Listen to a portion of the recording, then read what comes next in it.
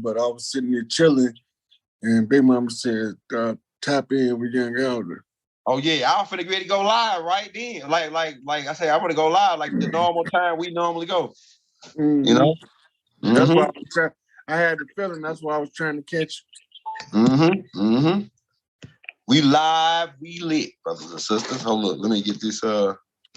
We live I got on a message somebody sent me today. It said, "Big Rod, get these niggas, Chief." Oh yeah, we on the land. We back on the land. The Chief back on the land, man. We letting them know what time it is. Yeah, I see that dude. He keeping up commotion. Charleston White, Reverend Charleston White. Look, man, I don't want to talk about Charleston White, man. Charleston White is a whole nother animal. Yeah, right. He another type of species, huh? Yeah. Hold up, let me get that tough. He controlled opposition. That nigga do his job very well. Yeah, yeah. He got a big fish on the hook now. Hey, life is like a board game, y'all. We in the building with the legendary Rod Hayes, brothers and sisters. Surprise, surprise, surprise. So this part two, this the hologram. Before we went over the different board games that had the rules to life in it. Mm-hmm. Today we finna do an operation. Remember that game? Operation. It seems like I heard of that game before. Yeah, you touch the sides, you trip the buzzer. Oh, it's a doctor game. I think I remember that game when I was a kid. Since a lot of these games you bringing up, I remember playing when I was a kid. The doctor game tied to the nursery rhyme. The nursery rhyme is my backbone connected to my neck bone, my neck bone connected to my skull bone. Yeah. Right? So all these nursery rhymes is still telling you anatomy. Right the on. The nursery rhyme in the board game is telling you anatomy. Okay. Right. So I was listening to Brother Kalai earlier today, and he was saying, if you want to know what's going on, study anatomy. Anatomy. So then another guy called me earlier, and I told him to get Manly P. Hall, Occult Anatomy of Man, to break down the occult anatomy of man. I think Manly P. Hall, I might have that book. I know I got a lot of his books. Anatomy. He a bad motherfucker. Yeah, Manly P. Hall. I got a couple. I got the Secret Destiny of America. I know for sure that's right here. And then I got like 3, 4. I got all the books that he got on masonry. Anything that he had connected with masonry. And I think just about all his fucking books are connected with masonry. I think. Mm-hmm. He's a 33rd degree Freemason Manly P. He's one of their hot top scholars in they Masonic, the niggas that say they the mans over here. He one of the pale faces that was putting the secrets in the public domain so we can put the shit back together. Exactly. That's what he was doing. So when we look back on the creation story, right? Uh-huh. Oh, the creation story, ancient Kemet says we start out in the primordial waters of the noon.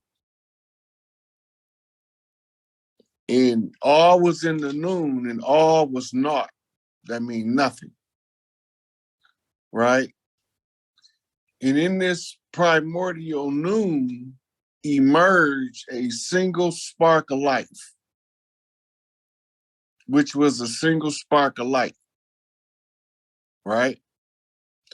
From this single spark of light, duality became a reality. Because the dot then created a line, the line created a wall, the wall created a box, and the box created the first hexagon. Right? So now we're looking at it as a rectangular structure. But when you set it up on the corners, it's the diamond-shaped structure. Mm-hmm. Okay, so now In order for this to exist as we know it, and this is a hologram, the first thing we have to do is use physics to translate what the ancients told us about the primordial noon, right?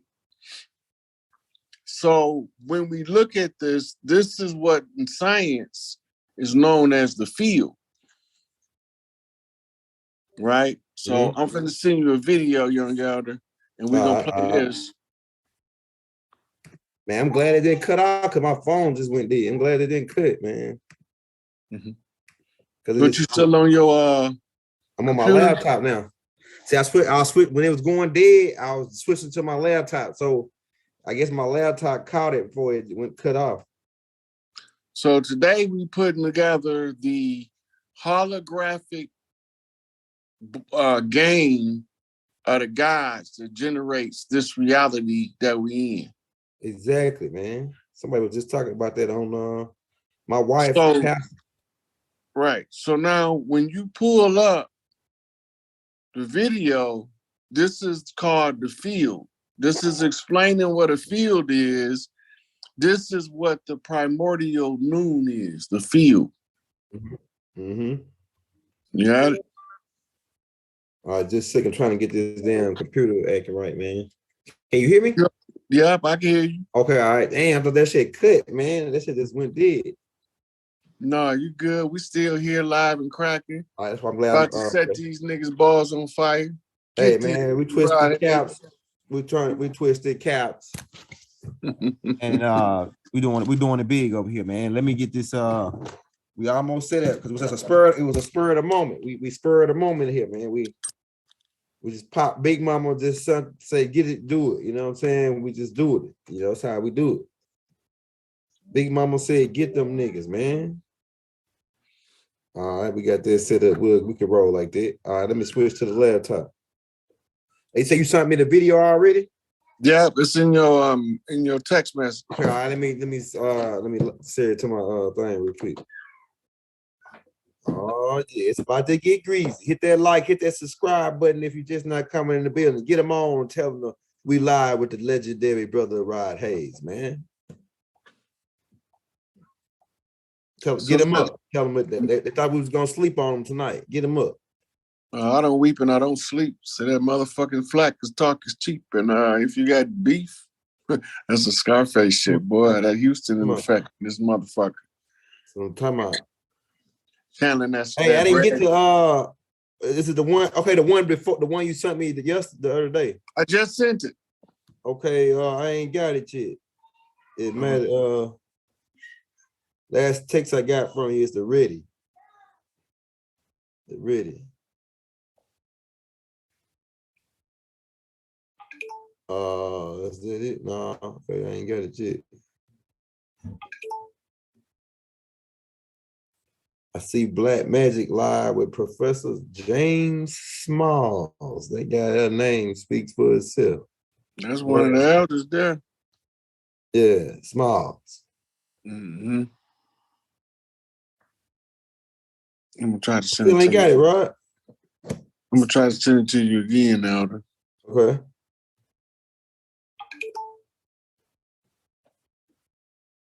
Oh yeah. It's about to get greedy. Oh, there you go, right there. Let me save it to my All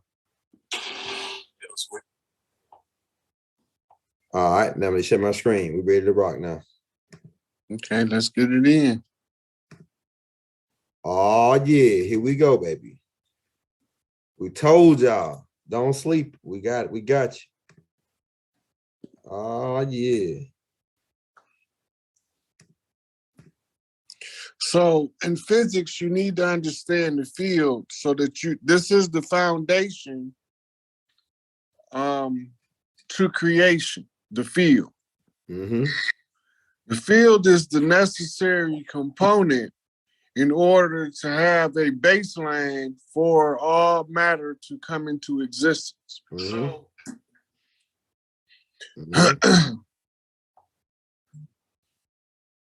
Here you go.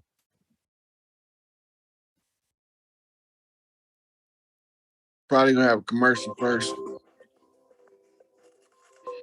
The motherfuckers about their bread. Physicists often talk about the world as consisting of fields, for example, the magnetic field. But what the heck does it actually mean? I mean, the word field sounds like a field of dreams, a battlefield, or a baseball field. But fields are one of the most important concepts in physics. You can think of a field as a kind of fluid that fills space. The analogy is not perfect. A fluid has many properties that a field lacks. A field doesn't consist of smaller particles. A field doesn't move. But the analogy to a fluid does capture the idea of a continuous thing that fills space. There are lots of different fields all commingling with one another. The magnetic field, the electric field, the gravitational field. There are also less familiar kinds of fields, the electron field, the Higgs field. In fact, every type of elementary particle, the Higgs field. And that's how forces get transmitted. In fact, a particle can be thought of as the smallest possible ripple in a field. Particles can be created and destroyed.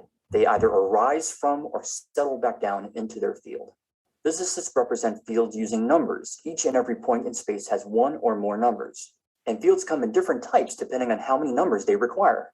The Higgs field is a scalar field. It just takes one number at every point in space to describe it, sort of like a map of temperatures. The electric and magnetic fields are called vector fields. They have both a number and a direction at every point in space, sort of like a map of wind velocity. The gravitational field, according to Newton, is also a vector field, but according to Einstein, it's a more complicated kind of field called a tensor field, with a whole grid of numbers at every point in space. Those numbers represent how space and time are distorted. Although the concept of fields is at the root of today's physics, it does have its problems. Quantum physics changes our ideas of what a field should be in a way we're still trying to figure out. It may turn out that fields are just an approximation to a deeper level of reality. For Scientific American's Instant Egghead, I'm George Musser.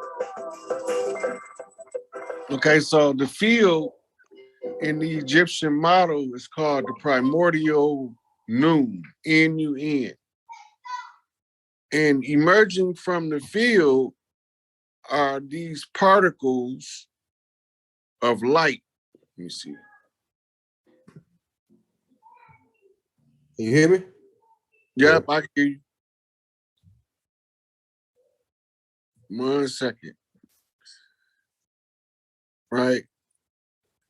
Pull up, go to YouTube, type in string theory. Oh, I got you. I thought I saved it. Damn, that's that thing right here blocking me down. All right.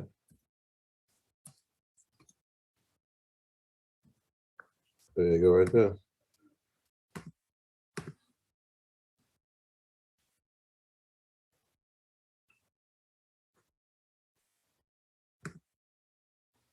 All right, which one you looking for? Okay, right here, Right here, 2 million.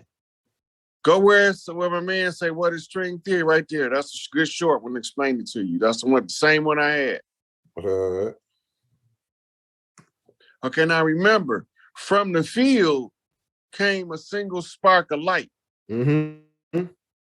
Okay, we go from the field theory to the string theory. Math and science. This part is called the string theory. Okay. Now watch what the strings are made of. Beautiful tree that's filled with oranges.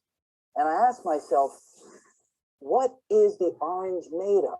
How do I answer that question? Well, I want to look deeply inside the orange, so I magnify it. And I magnify it again. And if I keep on doing it, deep inside, sooner or later, I begin to see molecules come into view. But molecules are not the end of the story, because the molecules, I can enlarge them. And if I make them big enough deep inside, I begin to see atoms. Atoms are not the end of the story too, because we have electrons zooming around the nucleus, deep inside, mostly empty space in the atom, but deep inside, you see the nucleus.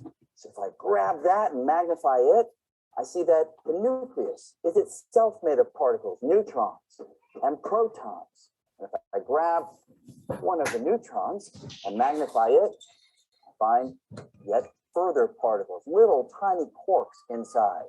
Now that is where the conventional ideas stop.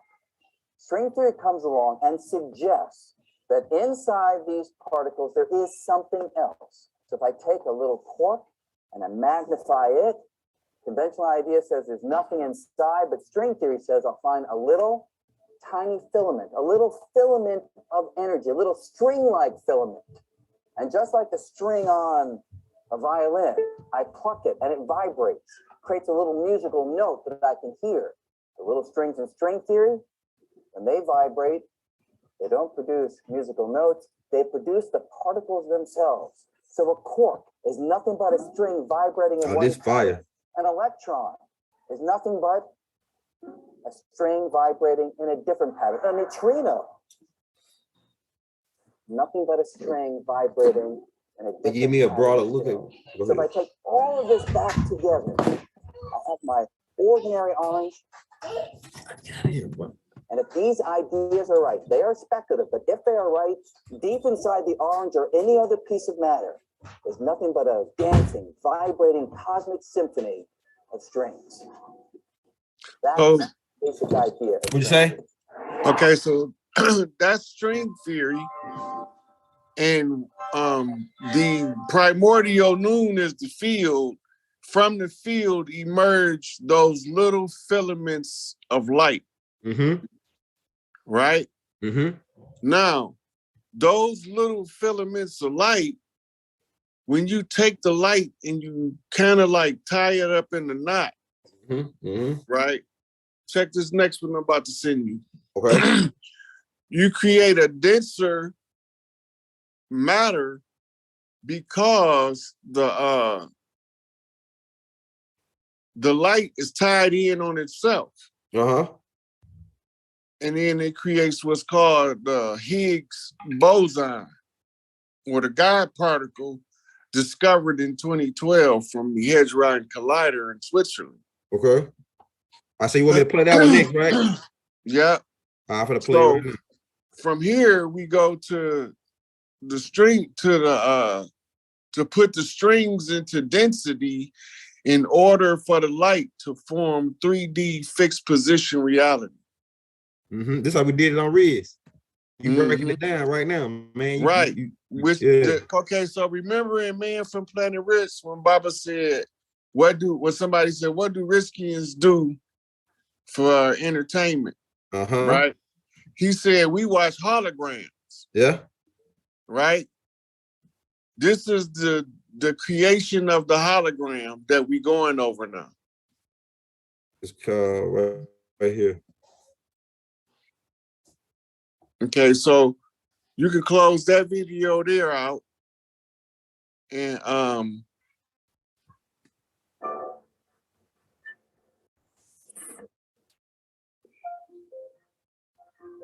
so the Higgs idea, this whole business has to do with the origin of mass. So first, what is mass? It's something we're all quite familiar with. You know, when you push on any object, be it a rock, a Mack truck, whatever, the resistance you feel when you push on the object is the mass of the object.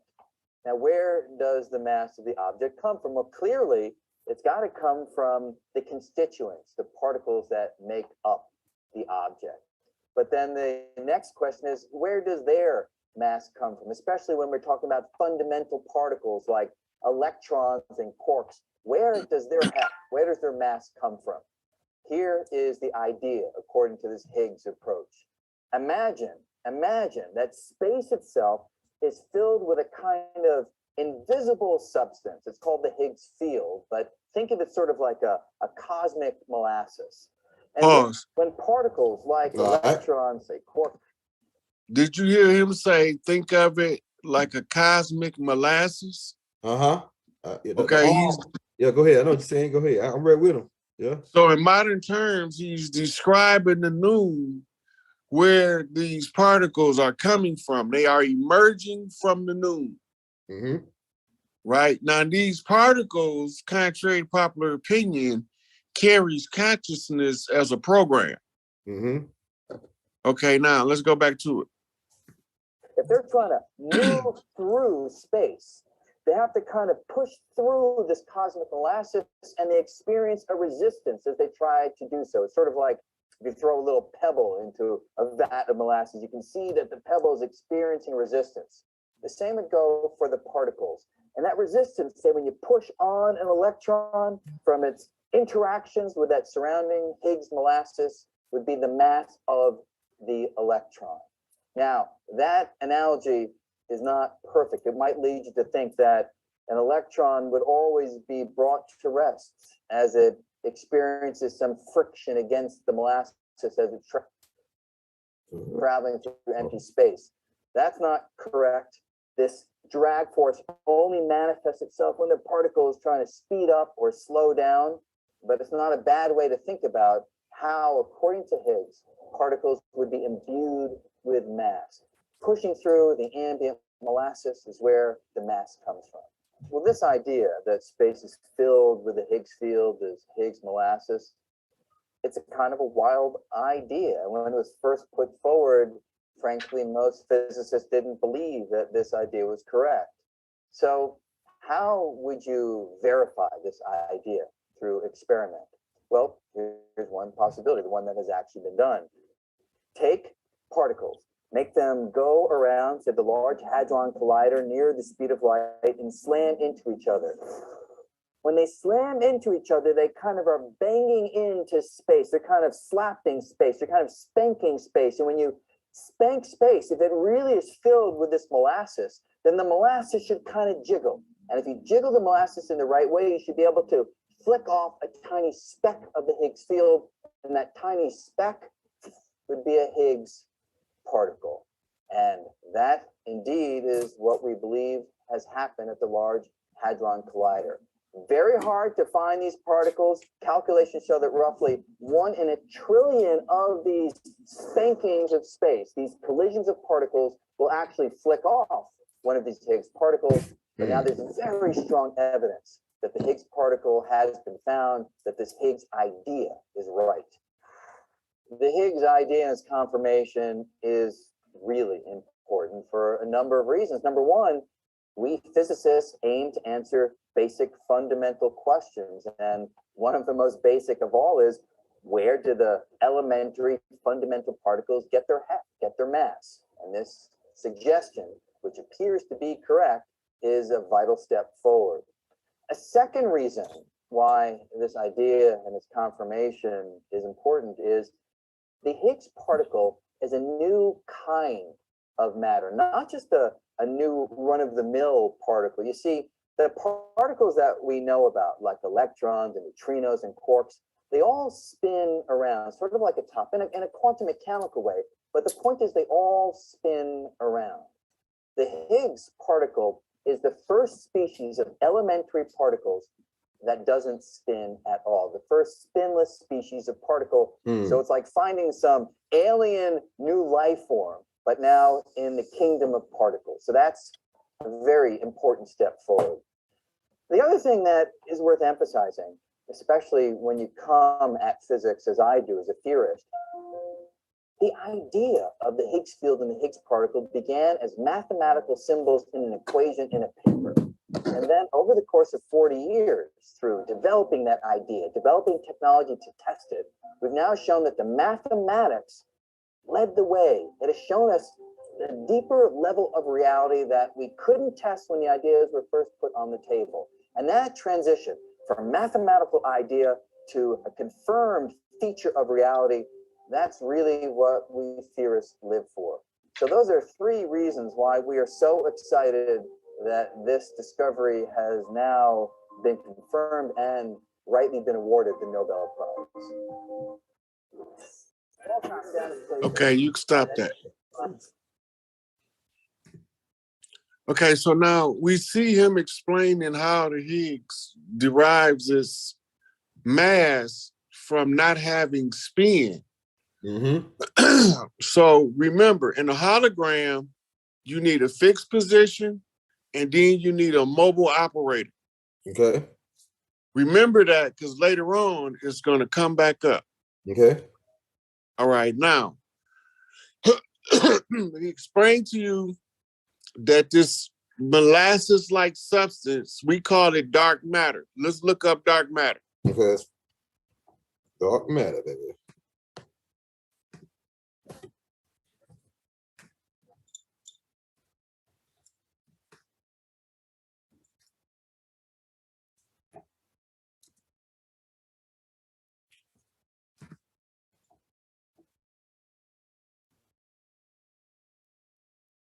Oh yeah, dark matter is a hypothetical. They say hypothetical form of matter thought to account for approximately 85% of the matter in the universe. How is it hypothetical for it make up 85% of the mass? Okay, that's the first thing. Look, so this is the primordial room, dark matter. When you look out in the sky at night, this is what you see, dark matter. Right?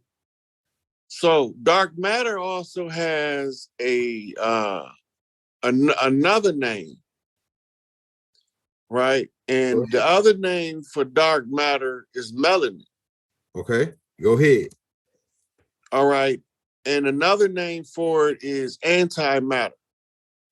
Right where you at now under images, right? Antimatter, most expensive substance. And watch what happens. All right, I got you. Let me make sure I'm sending you a new folder for this class. It's right here. Right. All right, now you say type in most expensive. It's antimatter, not dark matter, antimatter, most expensive substance.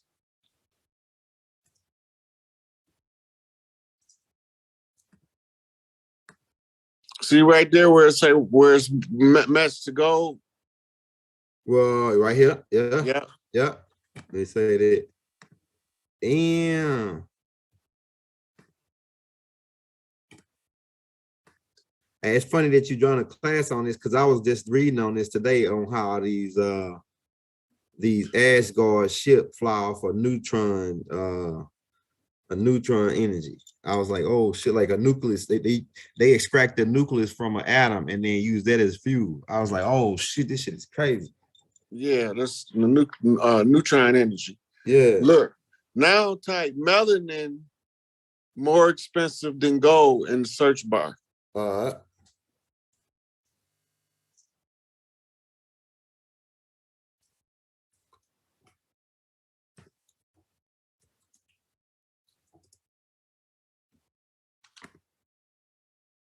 You want me to pull up the You right see where here. it say? I got it. See where it say melanin and gold? Yeah, I got it right here. I just saved it. I just saved it in your folder.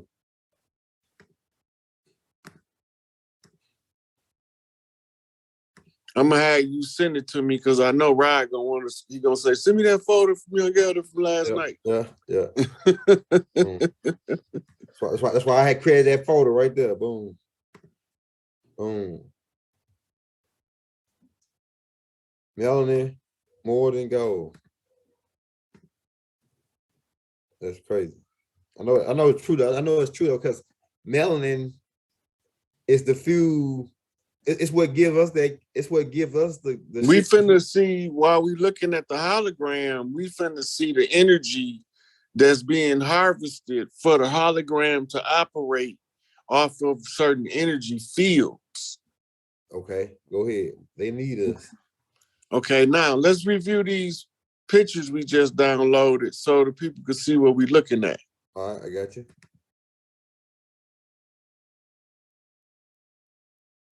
We want to do we'll do the one we pulled first. The dark matter, that's where we was at. Yeah, we'll pull that one first.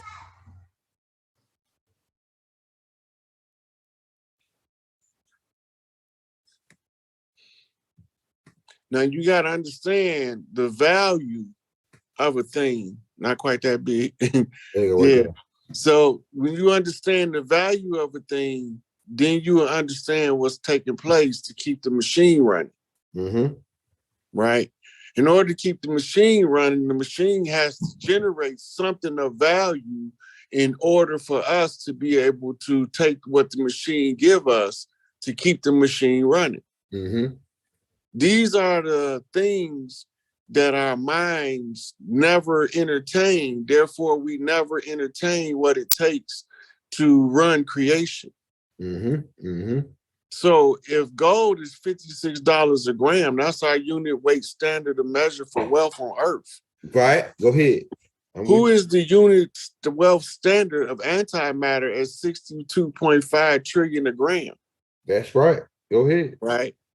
Now, we see Damn. antimatter. You Hold on, see Blake. gold. That's a big ass fucking difference. Like this is $56 So, versus 62 trillion. Right. So on Earth, we dealing with $56 per gram of gold in weights and standards. But in the intergalactic community, Earth is dealing 62.5 trillion a gram in antimatter harvested through the energy of the melanin conversion. Dang, go ahead, bro. Let's go to the melanin now. Even the melanin is worth more than gold per gram. Melanin is 384.5 or 50 cents a gram. Gold at 40.78 a gram at the time the weights and standards was measured. Right? Damn. So the gold is the standard of weights and measures on Earth. That's the standard of value that you deal with as a mortal. Mm-hmm. But when you become immortal or intergalactic being, then you're dealing on the weights and measure scale as dictated by the antimatter harvestability from transferring melanin into antimatter. Look at the upkeep on, look at the upcharge on the conversion process. Damn, bro. That shit like a 10,000%. Like that shit is crazy. It's trillions of percent. Yeah. So this is why they was harvesting us along with the gold. We was the melanin, which is the carbon. Pull up, go back to Google and Google carbon 666 under images.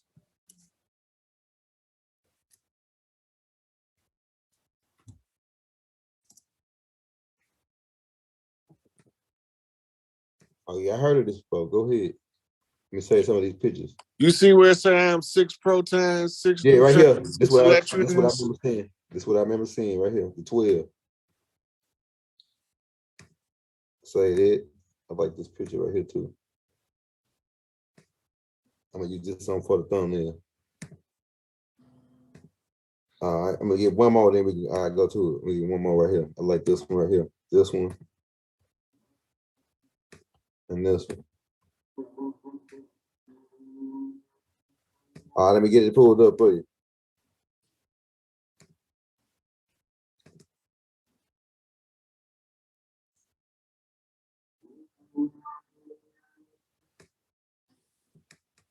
All right, go ahead. Okay, so now you see what the carbon 12 is. 6 protons, 6 neutrons, 6 electrons. Now, this has to be converted into antimatter. So that means that you have to create a tiny black hole in the nucleus. How do you do that? Turn it inside out, I guess. Right. See, the science is controlling the Higgs boson at the nucleus, where the matter derives its density. Because if you go in there and explode the Higgs boson, the one that gives it its mass, the pushback from the primordial waters will make it reform back into its shape. Right? But there's a large energy discharge when it comes back into form. It creates a push-pull electromagnetic field, and that field is used to manifest creation or creative forces. Mark of the beast. You breaking down like the ancestors with all this stuff. I asked the ancestor today to reveal to me how 0-point energy work, and I'm getting a lot of shit. And then you all of a sudden you about to get to it. Yeah, you coming with this video. It's crazy, man. It's crazy. Okay, so now the 6 protons, 6 neutrons, 6 electrons will convert into antimatter as melanin is self-sentient. It's self-aware on its own. It don't need you. That's Big Mama energy. Okay, now go back to the images. and type in PONS. You gotta take that other stuff out. Yeah, peons. Pines region. All right, region. It's gonna show you a part of the brain. Remember the matrix, right? Yep. Remember where the main plug was at in the base Yep. of the spine? Yep. Okay. It's good. Let me say these pictures. Okay, now say that when they go back to it, because it's another part of it. It's a little nerve ganglia called the reticular formation. So take that out and type in RET. All right, guys, hold on just a second. Mm-hmm.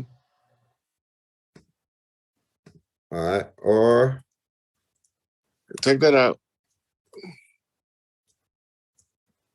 RETICULAR formation. FORMATION. You see it right here.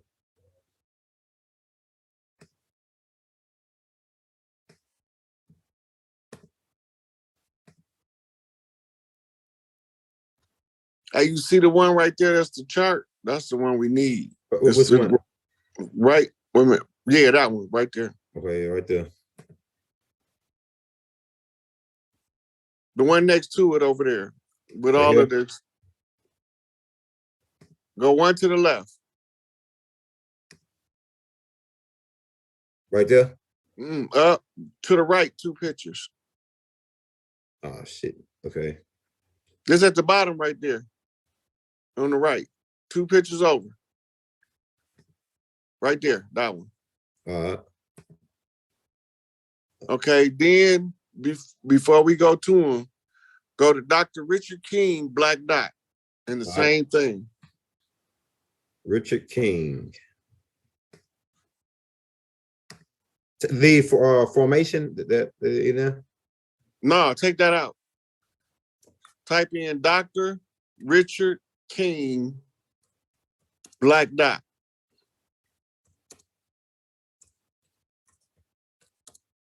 So I want to give them the references while we're going over this so they'll know what we're looking at. They can see from the same angle.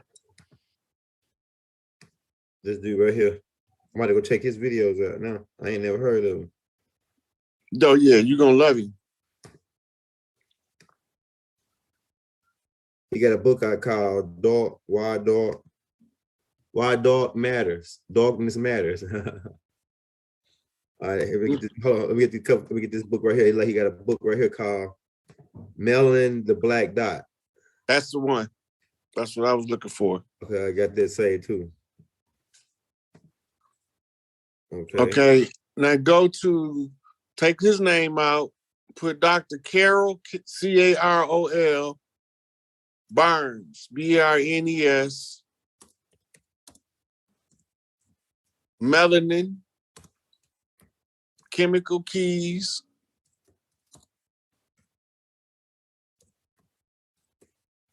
That should be enough to get you what you're looking for.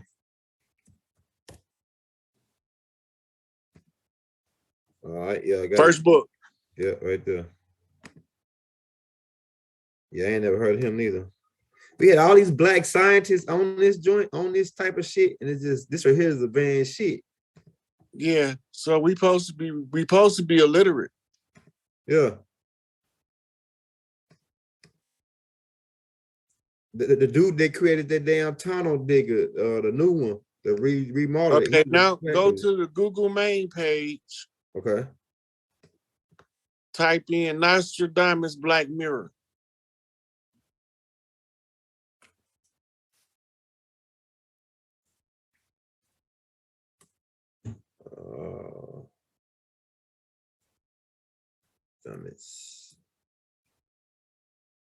This is a shout out. This is a shout out to Nas and Queensbridge on the Queensbridge flip. On the Queensbridge flip. Off of Real Roxanne Shantae. You know what Run DMC say? Kings from Queens come kings. We raising hell like a class when the school bell rings. Class in session. Get these niggas, young elder. Right, right. But peel their cap back, right? Yeah. Hey, we twisting wigs and caps, my nigga. Hold on, hold on.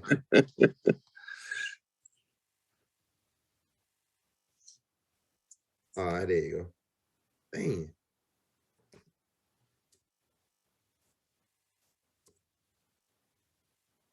Can you hear me? Yeah, I hear you. All right, I'm typing in. I know. I was waiting. I was patient. Yeah, it's froze on me a little bit. There you go, right there. Now, okay, you want me to pull up what on Nick? I got Nostradamus, Black Mirror. Yeah. What's the first one say? Said the art of Black Mirror, scanning paperwork, the book stall, the art of the Black Mirror, all that's the same thing. Okay, go to images and see what come up. Let's see if we can't get the shortcut to this. Here you go, right here. Nostradamus, right here. And once you say that, we're going to go to Operation Looking Glass for definition. All right.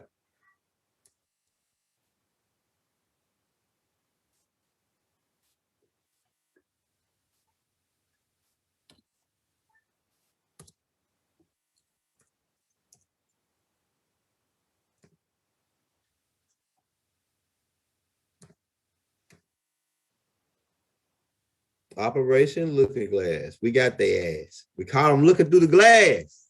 They peeked. The second picture, Elder. I got that one already. Okay. Operation Looking Glass. We got their ass. Peeking through the window. Now, let's go put all this shit together so I can show y'all what we're looking at. All right. Okay, now. What you want to put? We was go back to what we just said. Okay, all right. Let's see. We just go through here. This shit's about to get crazy. Hey, y'all hit that like, hit that subscribe button. If you want to show the brother Rod Hayes some love, we dropped this Cash App in the links, right? All right, melanin worth more than gold. I think we went over it. Let me just scan through them real quick. Okay. Okay, they got keep calm, melanin is $3.3 a gram. That's what he said. So what, they fucking injecting that shit in themselves? Man, they use melanin in so many different kinds of ways. Did you know that melanin is worth more than gold? Right? So at different times, these is generated because you can see the gold price is different and the melanin price is different. Right? So the wasted standard of measuring gold pales in comparison to the wasted standard of measuring melanin. 4 times the price. So go back to the images and type in Hitler, Jewels of God. All right. Hey, somebody in the crowd, man, in the chat say, Rod, man, get them niggas, man. Hitler's, Jewels, Jewels of God in America. Because if we worth more than gold, goddammit. Yeah, what the hell is going on here? Yeah. Let's see what Adolf had to say about it. That first one is it. Yeah, right here. Let's get his ass. I'm gonna save it right there. We're gonna say that up in there. We got his ass. Hitler was involved with the melanin jacking too, wasn't he? No, he was one of the ones fighting them dirty wars over in Europe. Okay, go ahead. I'm with you. That's what we about to read about. Oh yeah. If you think I'm bullshitting, type in black victims of Germany Holocaust. Oh yeah, I know. Hey, look, I'm doing I'm writing it and I'm talking about that in the Majesties of America book. With the Bantu people was already there. Matter of fact, King George III, his mother come from Germany, that area. And they slaughtered those people. They really was bombing black people, all these Bantu people. And look, they offered them, they took the refugees down to South Africa, right? After that war. And then now Germany trying to offer them like $2 trillion to sweep everything under the rug of what they did to the people over there. And them people told them they could kiss their ass. They don't want shit. We want your fucking head. That's what they told him. The leader. We want your head for what you did. We don't want no damn money. You can't pay, never pay us. Who you talking about, Haiti? No, not Hades. I'm talking about down in South, the people that was in Germany, the Bantu people, they moved them to another land, Matt. They refugeed them to Angola, right? Once they start bombing them, the people that got escaped during the World War, I think it was World War II, right? The people that escaped, they moved them down to Angola, but those were people that was in the land of Germany. They was taking the Holocaust where they were torturing people. They really were torturing niggas. They really were torturing Africans. These Bantu people that was in that. They was torturing that. Listen, wait till you read this. He was torturing the dirty Moors. Okay, let's go ahead. I want to see this. They was using them for all of the experiments that they discovered that melanin was capable.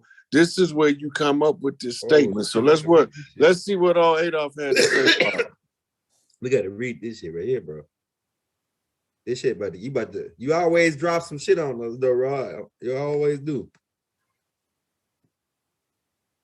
Can you see this? Hitler said, even in death, he will start World War III. One of his soldiers asked how. Hitler replied, the day mankind finds out what I was trying to defend this nation, Germany, from, then that's the day World War III will start. For at that day, mankind will learn that I was trying to save my nation from the Freemasons, the Illuminati, the Jews. Mm-hmm. Scroll down. Gotcha. For if the Americans wins the war, then they will conquer the world and forever be a slave to the Jews, and they will try to conquer God. Do you know who America has in its possession? No, the soldier replied. The American has the jewels of God. The American have the stolen God's precious jewels. What do you mean, his precious jewels? The soldier asked Hitler. Hitler said, America has stolen the jewels of God, his jewelry, the Negroes. They are the true Hebrews, the ones who crossed the Mississippi River to go fight the Seminole Wars in Florida. Indeed. Ibri, they crossed over. Wasn't the Tigris and Euphrates and Abraham? No. They talking about the Bible is applying to the end times now. And if you put the layover over it, we talking crossing the Mississippi. Exactly. The Nile of the West. So when they come across the Mississippi, they said Ibri, those that crossed over. Yeah. Yeah, that's right. Right? I'm with so they translated the story to the Middle East to disorient us because the map is flipped upside down when it was really Middle America. Yeah, go ahead. Right? So this is the holographic nature of the flip. When you understand how the hologram is working, then it works in your favor. They've kept the hologram secret. Right? So the next one I'm going to send you. I'm waiting. We're going to start going into the holographic nature of this shit. We in a simulation. Damn. Right? So first we need to understand how a 3D hologram works. So when you go into your inbox, send it to me. I'm waiting on you right now. It's on the way.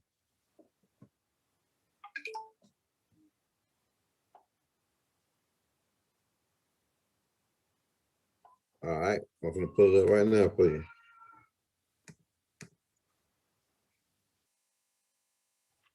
So we in a simulator designed like a hologram. Or designed in a hologram.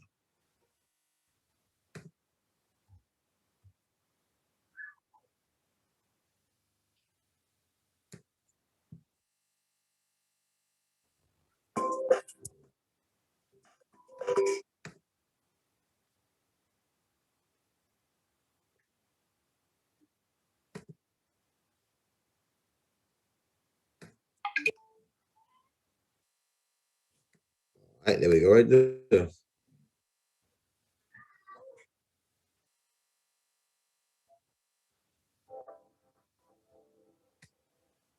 Holograms are confusing.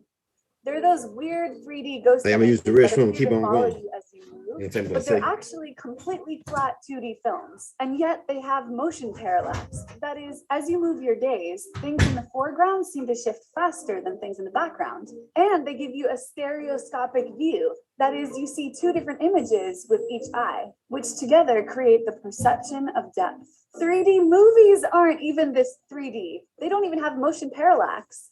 And that hologram of Tupac at Coachella, it wasn't even three-dimensional in any way. I digress. So holograms need some really special properties to appear 3D. One is that they show different images depending on where you stand in front of the hologram. This is really unusual. Let's recall that when you look at a regular photograph, it looks the same no matter which way you look at it.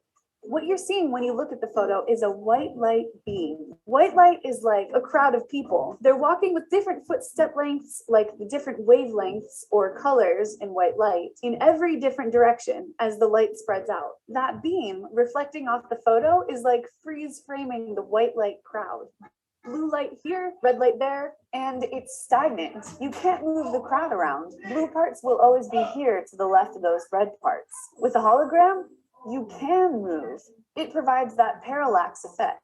Check it out. This is the setup to make one type of hologram, although the other types are similar. It starts with a laser beam, which is split into two. Then both of the beams go through lenses to make them spread out. One beam, the object beam, bounces off the object you're trying to image and shines onto the holographic film, while the other beam, the reference beam, goes straight there. And then, well, this is why we use lasers. Laser light looks very different from white light.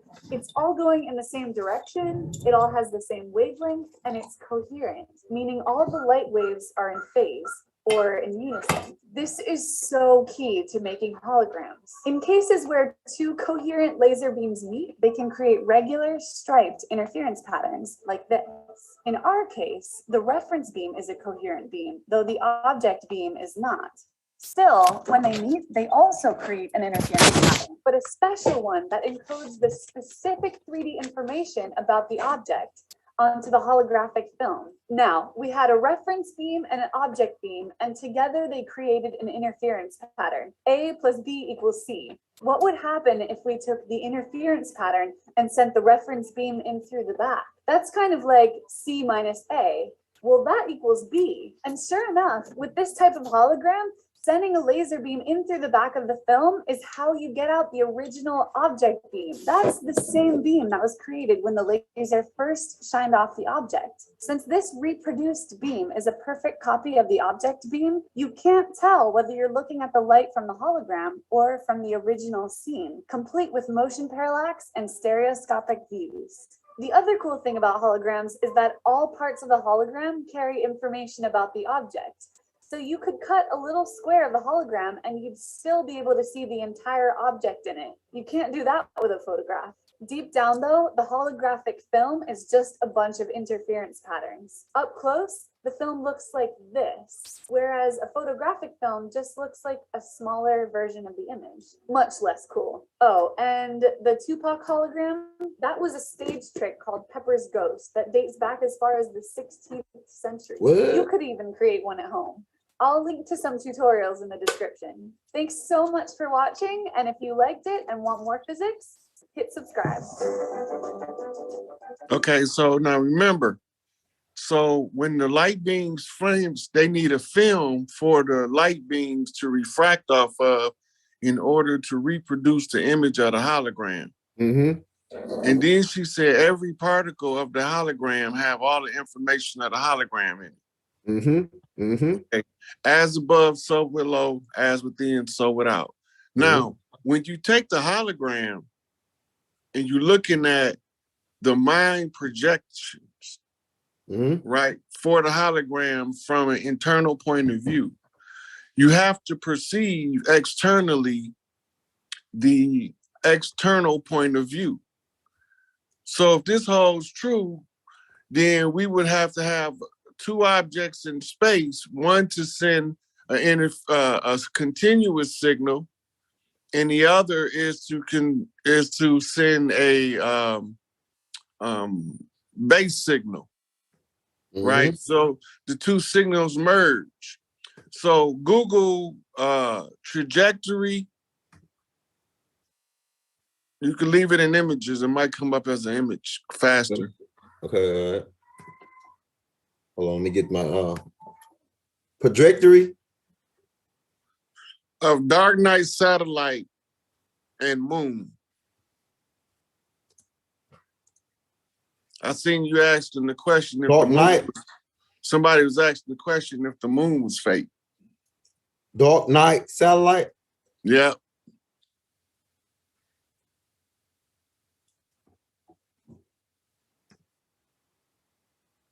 All right.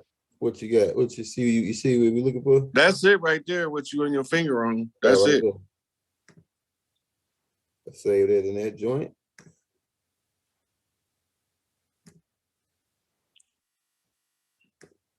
See what else they got on there. Put some close up on that joint. You remember the movie Dark Tower? Dark Tower. Dark Tower. It ain't ringing for me right now. I might have watched it though, but it ain't ringing for me right now. Top of my head, Dark Tower. All right, put the rest of it in the search for the moon in relation to the moon. Okay. Okay, yeah, okay, damn. Okay, I ain't put that. Here we go. Oh shit, son. This shit about to get crazy, man. This shit right here, ain't it? Mm-hmm. It looked like it. What do it say? It said Galileo, hold on. Damn. Galileo will help lunar pathfinder navigate around the moon. That's a satellite, Galileo. Yeah. Maybe it's something like this too. This is like you on to something here, right? You on to something, bro.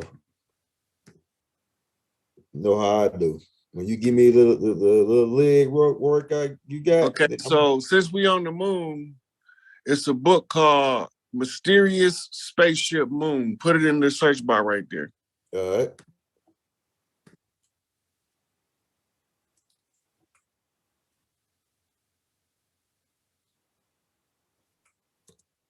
There's two parts to this book, and it's hard to find.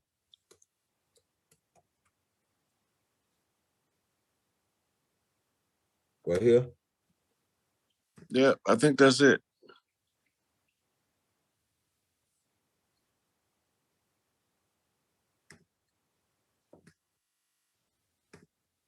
This is like an original copy this nigga got right here. It's part 1 and part 2. All right, I got this.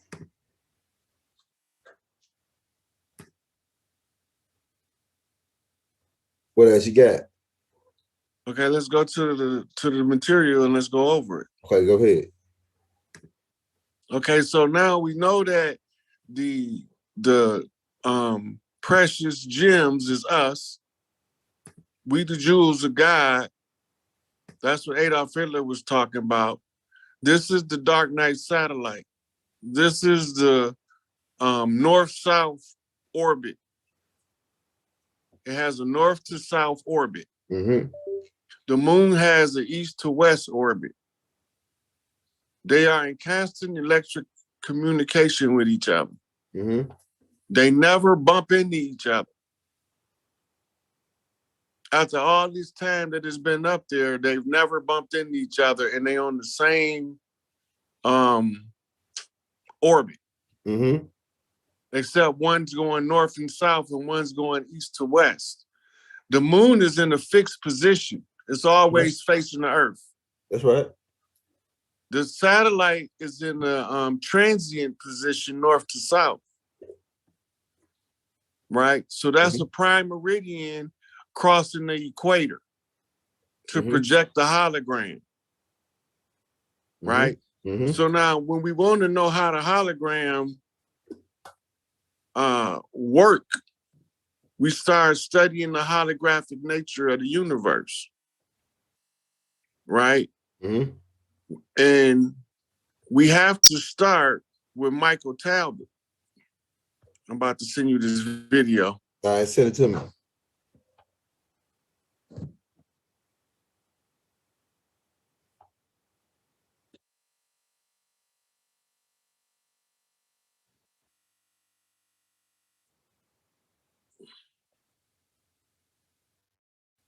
Michael Talbot wrote a book called The Holographic Universe. And in here, he's going to give you a little insight to what he discovered doing his research.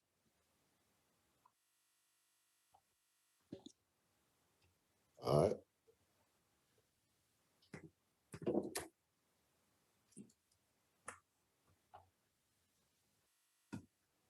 I'm gonna get a chance to load up into the folder real quick. Boom, boom. Mm-hmm. You good?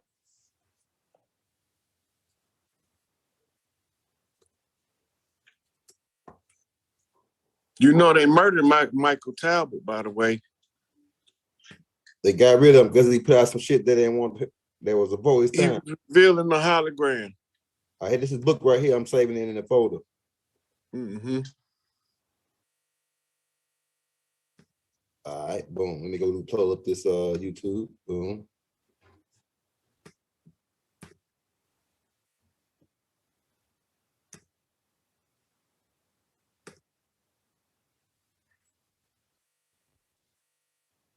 Hey, if you're just not coming into the building, hit that like, hit that subscribe button, hit the bell. If you don't receive a notification from us every day, come back and check with us.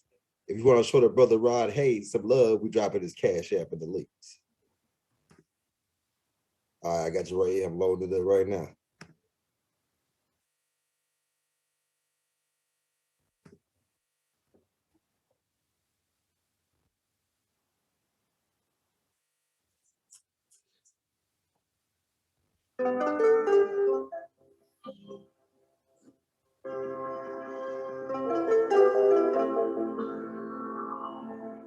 So that implies that this notion that we go about our everyday lives with thinking of ourselves as separate from each other, and the cup is separate from the coffee that goes in the cup, that these notions are somehow, what would you say, superficial or contradicted at a deeper level?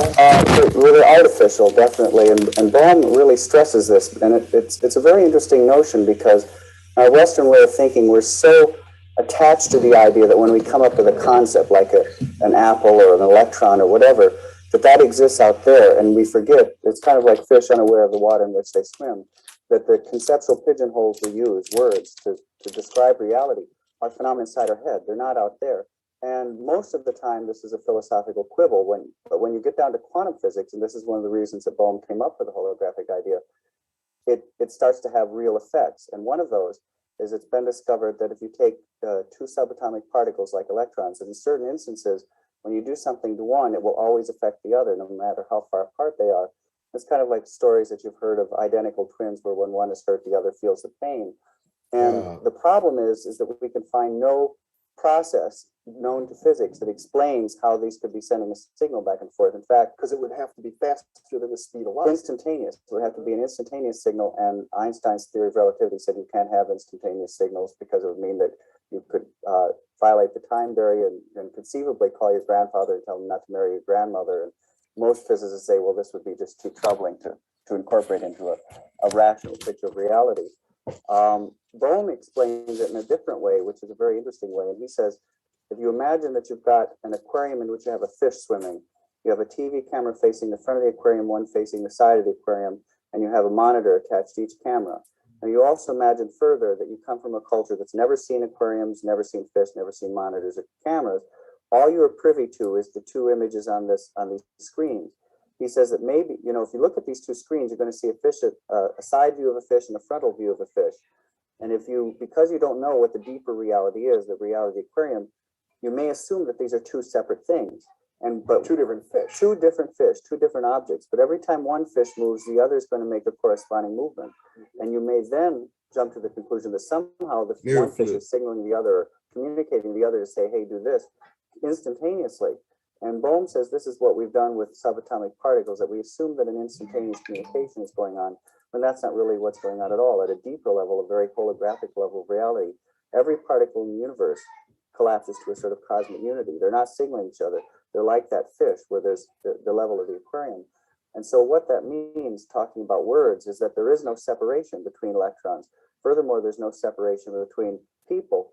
And this has all kinds of very boggling implications, one of which is that we've always tried to understand, for example, psychic phenomena, like how could I get information out of your head in my head, as some sort of signal going back and forth. But if we're organized, if we live in a universe that's organized holographically, you no longer have to tackle it that way. It could be that I have the entire universe and every neuron, every cell, every atom, every electron in my head, and you do also. So when we can access that, we can access information that seems to be beyond our normal sensory reach. Well, you know, I'm very interested in do psychic it here, phenomena, James. and I know you've had many personal experiences, Right. and I want to touch on it, but this is not a model that was developed in order to explain psychic phenomena. And I think the neuropsychologists like Carl Pribram, the fact that it happens to provide an explanation for psychic phenomena is almost a bit of an embarrassment, that he developed the holographic model because he was trying to come to terms with memory. Right. So right. let's talk about that. Sure. Pribram was working under a very famous neurophysiologist named Carl Lashley. And it was at a time when it was believed that memory was stored in a specific spot in the brain. And there was something called the proverbial grandmother cell, that there was literally a cell in your brain that contained the memory of your grandmother, what you knew about your grandmother. And so they did a rather gruesome series of experiments for animal lovers, but it came out with some very profound information. They took rats and they taught them how to run mazes. And then they would surgically remove various portions of the brain, Pribram and his mentor, Carl Lashley. The reasoning being that if they could remove a portion of the brain and the rat could no longer run the maze, they found the area of the brain where the rat's memory of the maze running ability was encoded. Now, every time they removed a different portion of the brain, they discovered that they could never remove the memory of how to run the maze. They could impair the rat's ability so it might limp through the maze, but they couldn't remove it. And really, surgeons had known this for a while, doctors had known this for a while, because when people have head injuries, they don't forget half of the alphabet or half of their family or half of a novel they read. They have global memory impairment where their entire memory may be hazy. But memories don't seem to be stored in our heads in the same way that books are stored on a shelf.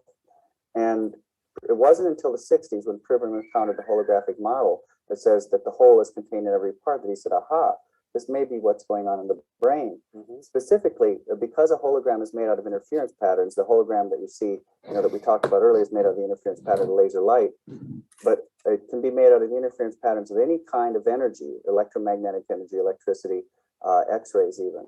And so Pribram said, since our synapses are constantly giving off electrical impulses, these are like proverbial pebbles dropping into the sort of electromagnetic pool of our brain. They're sending out ripples that are constantly crisscrossing. Okay, you can stop. With the brain hologram. That's how. Man, I just heard a lot of shit right here. Yeah, so you see how he explains that everything is a sum total parts of creation in and of itself. Mm-hmm. And every part of the cell has access to certain parts of the energy grid. Mm-hmm. How do you access it is you have to get on a frequency with it, right? So at this point, how do the hologram get projected into the brain in order to crystallize into thought? Go to the function, go back to Google and look up the function of the reticular formation and read it under the description of what it does. I got you.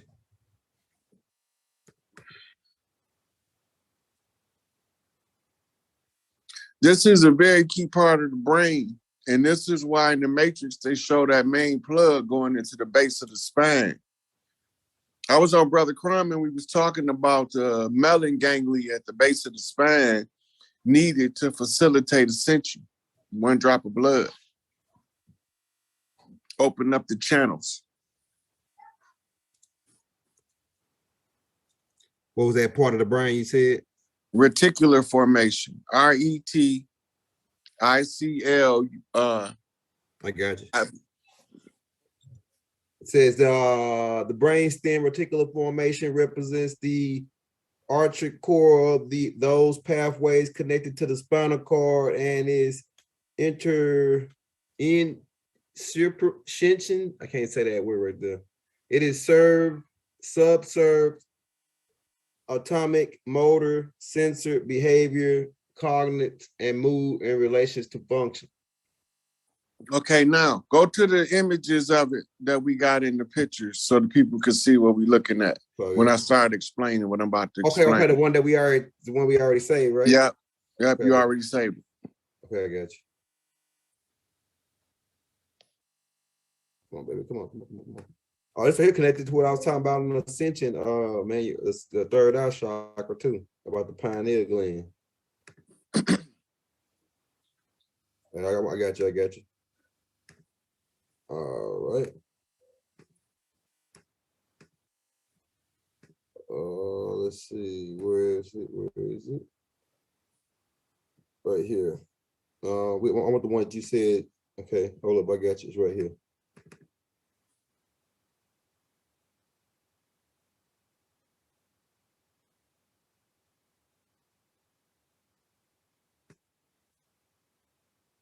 There you go, right here.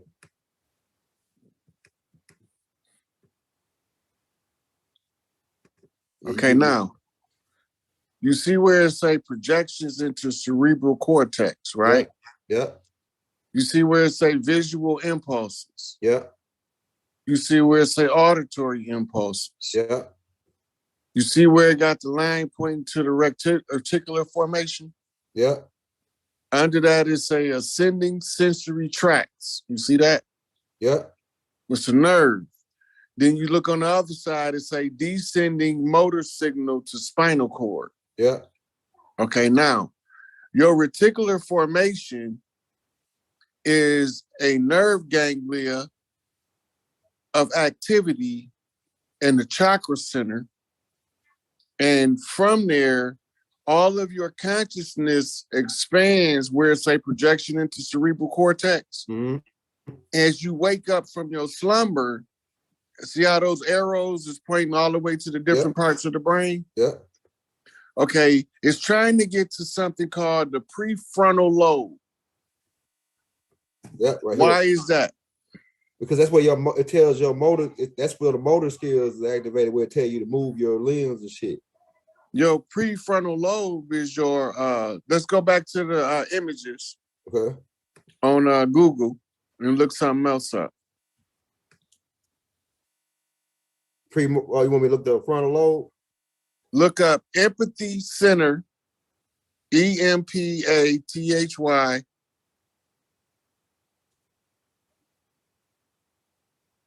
Oh, the brain? Yeah. Oh, I got you right here. They save a couple of them. But I think I see the one we need though. It's right here, I think. When you get it, open it up. Let's look at it. Okay. Right here. Let me see that one and this one.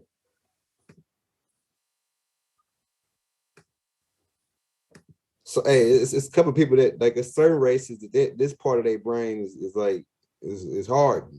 That's what they mean when they say Pharaoh. Ain't Lil hardened the Pharaoh's heart, he hardened this part of his brain. You know what I'm saying? Okay, let's get it pulled up. Here we go right here.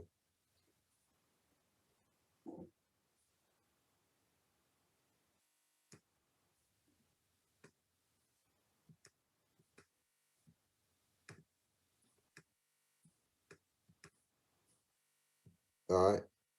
You might can't see that one. The words on there. This is the part right here, but let me get it. It's in the prefrontal lobe. Okay. Matter of fact, go to the main page and put in prefrontal lobe function. Okay, all right. I got you.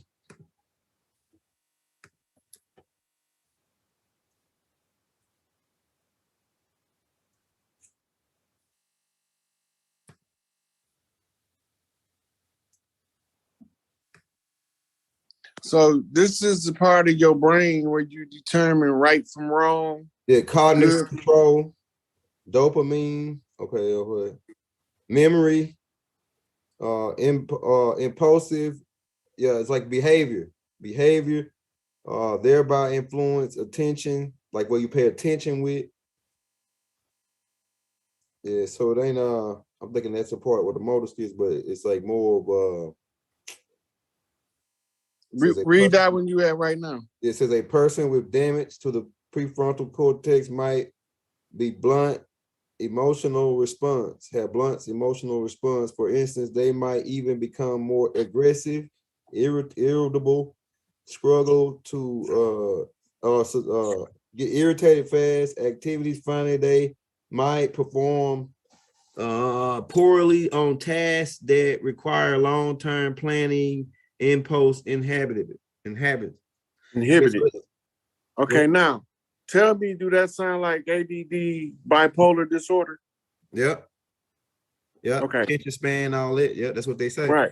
Okay, now your consciousness is projected into the body from your reticular formation to your prefrontal lobe. This is your empathy center, your judgment center. Mm-hmm. All right. From there, you wake up and you become aware of the 3D world that you in. Mm-hmm. Now you done put the goggles on. Mm-hmm. Right? So if this is true, there would be a form of science that would explain how consciousness is projected into the body. Mm-hmm. All right. I sent you another video about the hologram.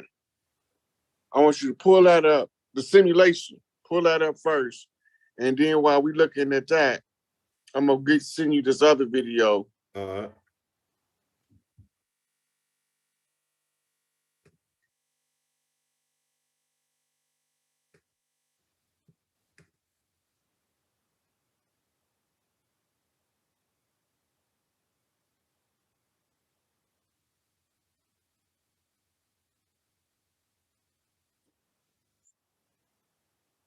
Introducing the new skill PowerCore 20 XP rear handle saw.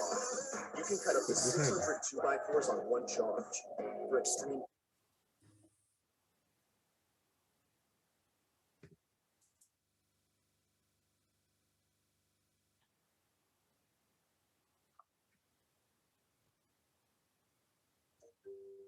Is this reality?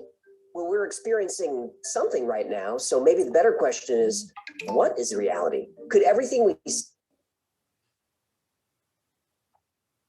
see, everything we experience, everything that exists in our entire universe be artificial? Supporters of simulation theory believe that not only is it possible that we're living in a simulation, it's likely. And the more we look for evidence, the more we find. Let's find out why.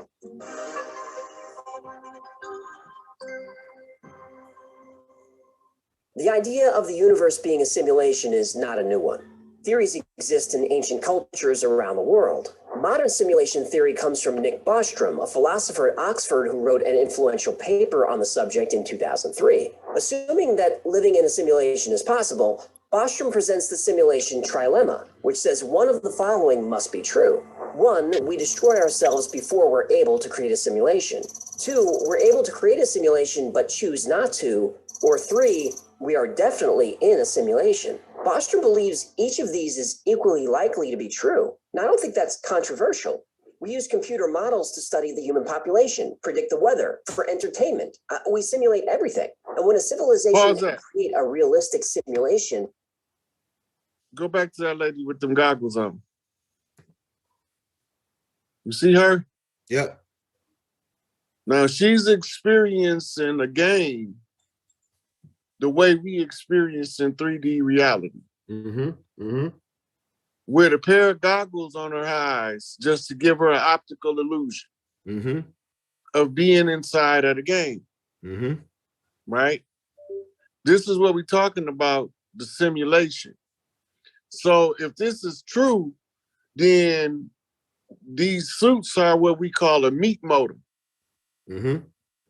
And they here as a Earth rover for us to traverse the Earth, but we consciously somewhere else projecting our consciousness into this body. Mm-hmm. Push play. We simulate everything. And when a civilization can create a realistic simulation, the most obvious one to create is that of its own early existence. Bostrom calls this an ancestral simulation. And a civilization that can do this wouldn't just create one simulation, it would create many. And those simulated civilizations might create their own simulations of the universe, and on like Russian nesting dolls of reality. Now you're a character in that world and you think you have free will. And say, I want to invent a computer. So you do. Hey, I want to create a world in my computer. And then that world creates a world in its computer. And then you have simulations all the way down. When Elon Musk was asked what he thought the chances were that our reality is the original base reality, the odds that we're in base reality is 1 in billions.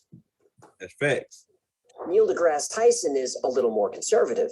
He thinks the odds that we are in base reality versus a simulated reality is 50-50. A 50-50 chance that everything we experience is artificial, that's still pretty high. And even though we mostly hear what scientists think about this, it's not scientific theory.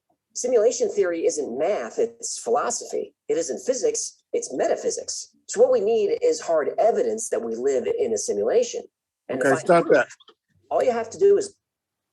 Now you heard him say it's not physics, it's metaphysics. Yeah, he shot his own self in the foot. Go ahead. So metaphysics is dealing with the meta world. Yeah. Right? And we already know what a meta program is, right? Mm-hmm. Okay. In Dianetics, the meta program is called an engram. An engram is, we call them in the culture, the generational curses. Mm-hmm. Remember in the other video, he was talking about trying to take out the grandmother gene. Mm-hmm. And he said that no matter what part of the brain they tried to remove, they couldn't get rid of the grandmother gene. Mm-hmm. Right? Because this is the field in which the construct of the mind or the brain is built around. Mm-hmm. You can't take away the field without taking away the thing altogether. Mm-hmm. Mm-hmm. Phantom limb syndrome. Let's go look that up. All right. Phantom limb syndrome. We got the ass. We got him.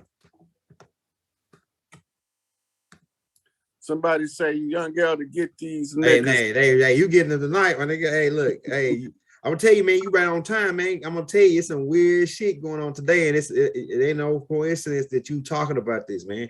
Because even my wife and them, they Hebrews, and they were reading the Bible, and they were talking about this word reality being, they were saying the same, almost the similar same shit you said. And I was like, damn, this shit is crazy. I'm gonna take you somewhere else later on with it, but right now, let's go to where we at. You said phantom leg syndrome. Okay, all right. Phantom limb syndrome. PHANTOM.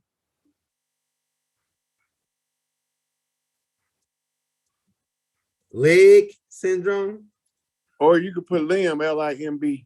Okay, that's what it said right here, limb, phantom limb.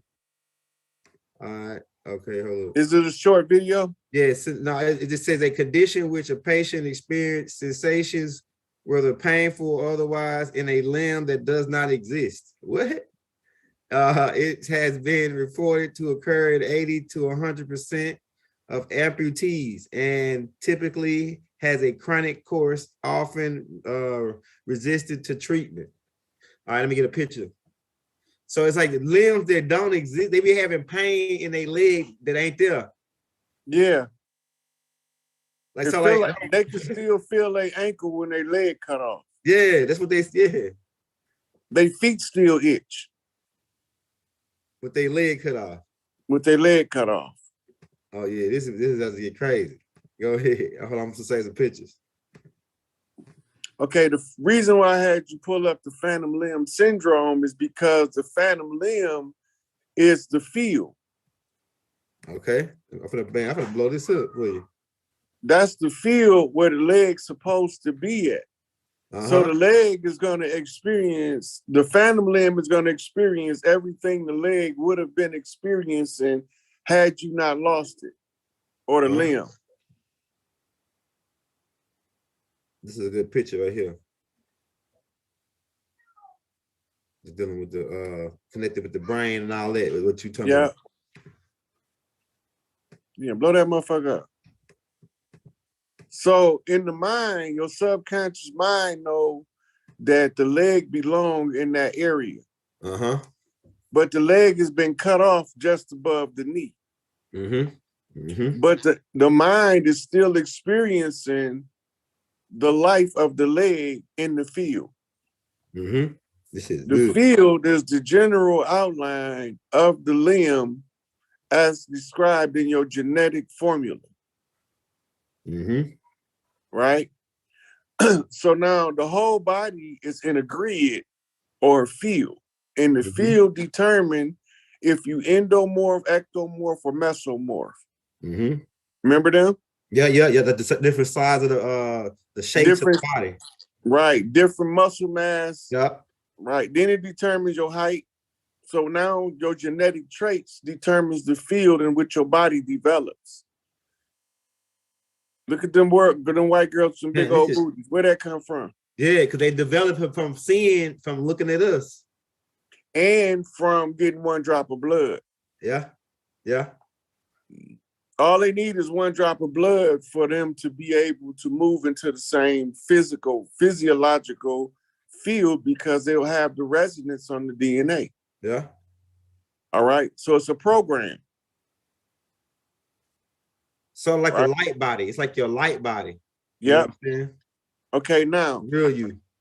Go to the last video I just sent you, because now you get to understand that your consciousness is projected into your body from a remote location.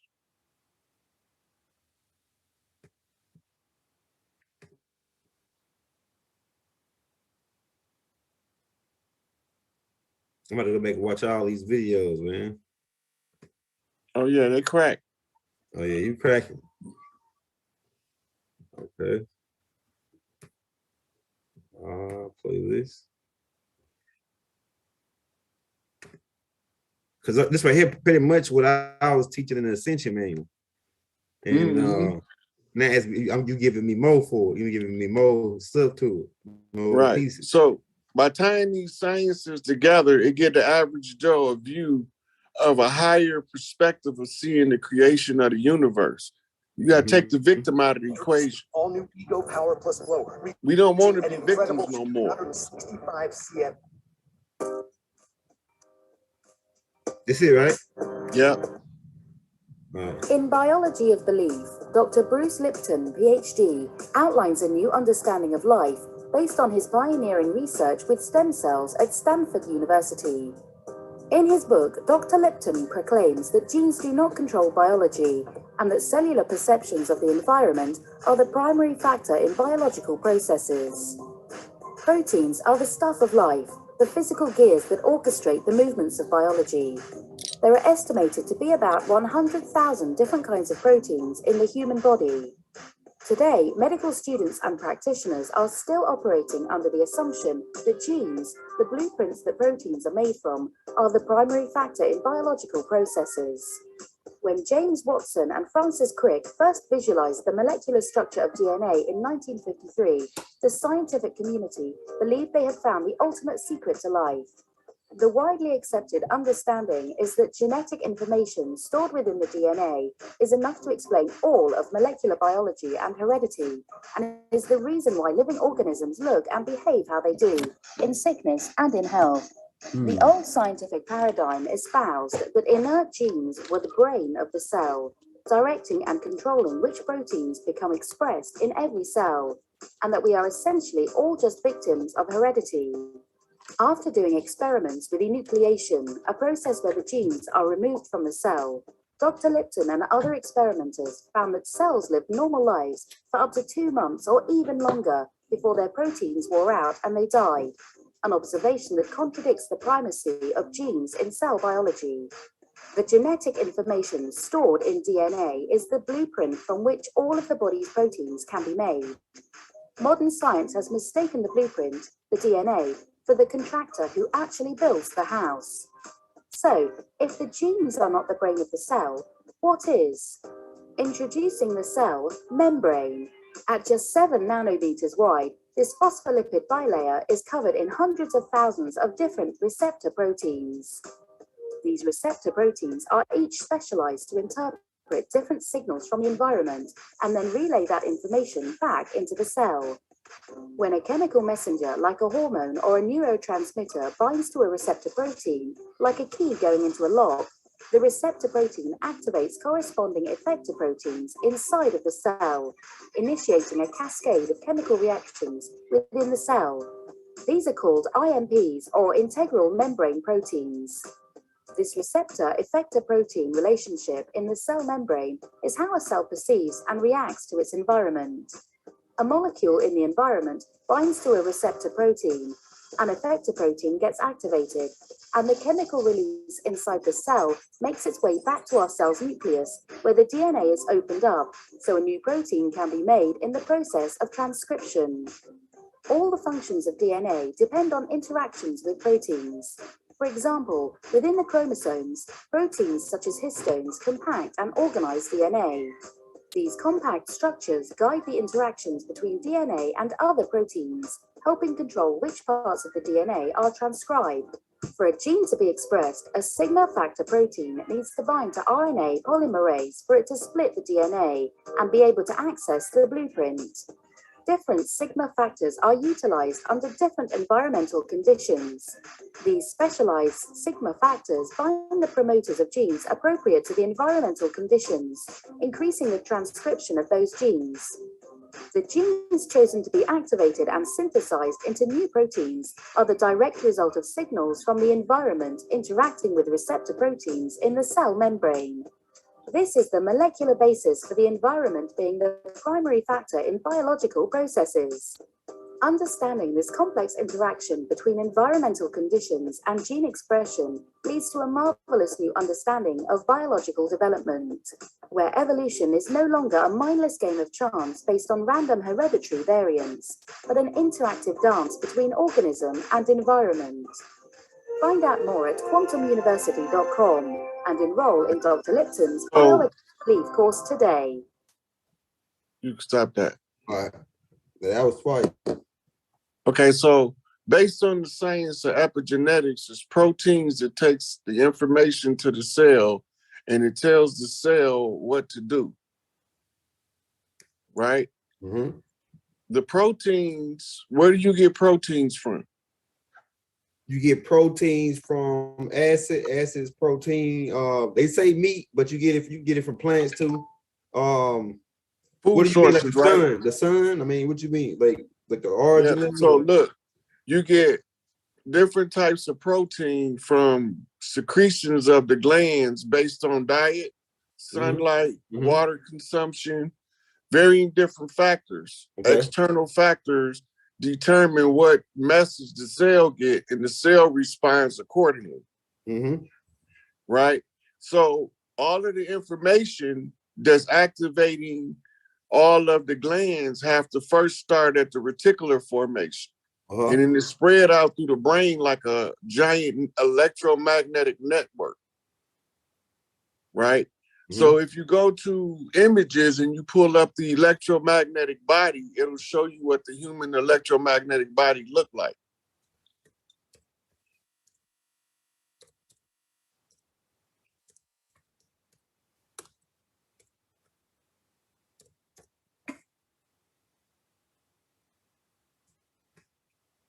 Yeah. Or egg. Yeah. You see the torsion field? Yeah. I'm gonna save it for you. Say that one too. Okay. We can go to them since that's what we're talking about right now. All right, I'm gonna save it for you right now. And maybe we're gonna save that one and this one.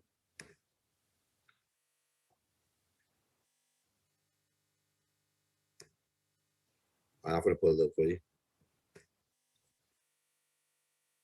It's just like the Earth magnetic field too. Yeah. All right, so we'll pull this one up first.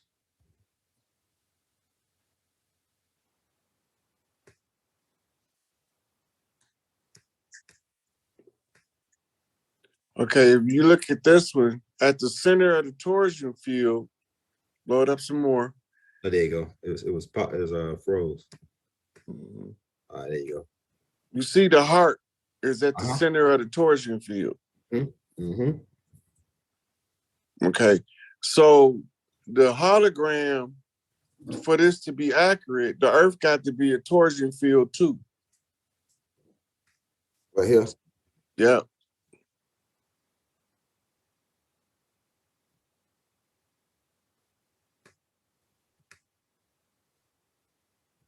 This is the electromagnetic grid, right? This is the inside of the torsion field. Go to the images and type in Earth torsion field. Okay, I got you.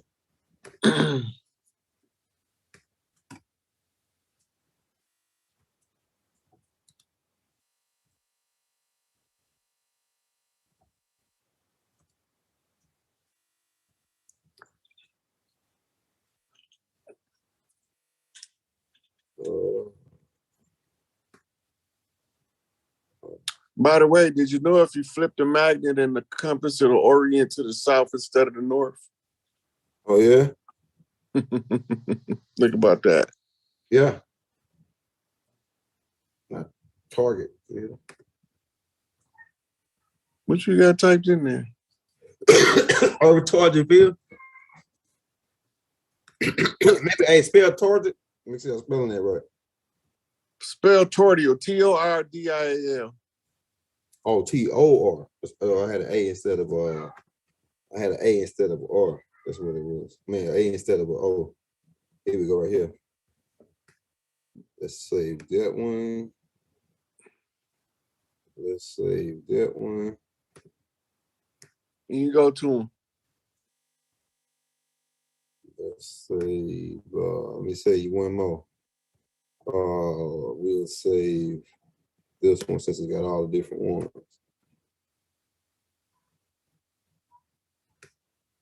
Black Girl Magic say, why they mad? Why they mad? Mm-hmm. They mad because we on their ass. That's why they mad. How's these niggas doing it? Okay, so look, this is the electromagnetic Earth fending off solar attacks. You see the red lights coming, red arrows coming in? Right here. The solar rays. And in response, the Earth magnetic field formed what looked like the spider. Yeah. Right. But we want to go to the toroidal field. This one. Yeah. This is the toroidal field of the Earth. Do it side by side with the human. Okay, I got you. Come on. There you go. Hold up. I got you. And then let me blow it up no bigger though. That's good enough. Okay. You can see it. You can see the toroidal field of the Earth. Yeah. As above, so below. As within, so without. Right. Yeah. So you got a heart. See that heart? That heart frequency coming out. Yeah. Right. That has to link to the Earth. Yeah. Right here. Yeah. That's why we need the women, because they link that to the Earth for us. Right. Okay, now watch this. Go to the toroidal field of the sun. Gotcha. Just take off Earth and put sun. Yeah. Yeah, let's get it, man. Let's say that one just in case. But I think it's gonna be the best one. It's gonna be probably this one. Let me say that was just case.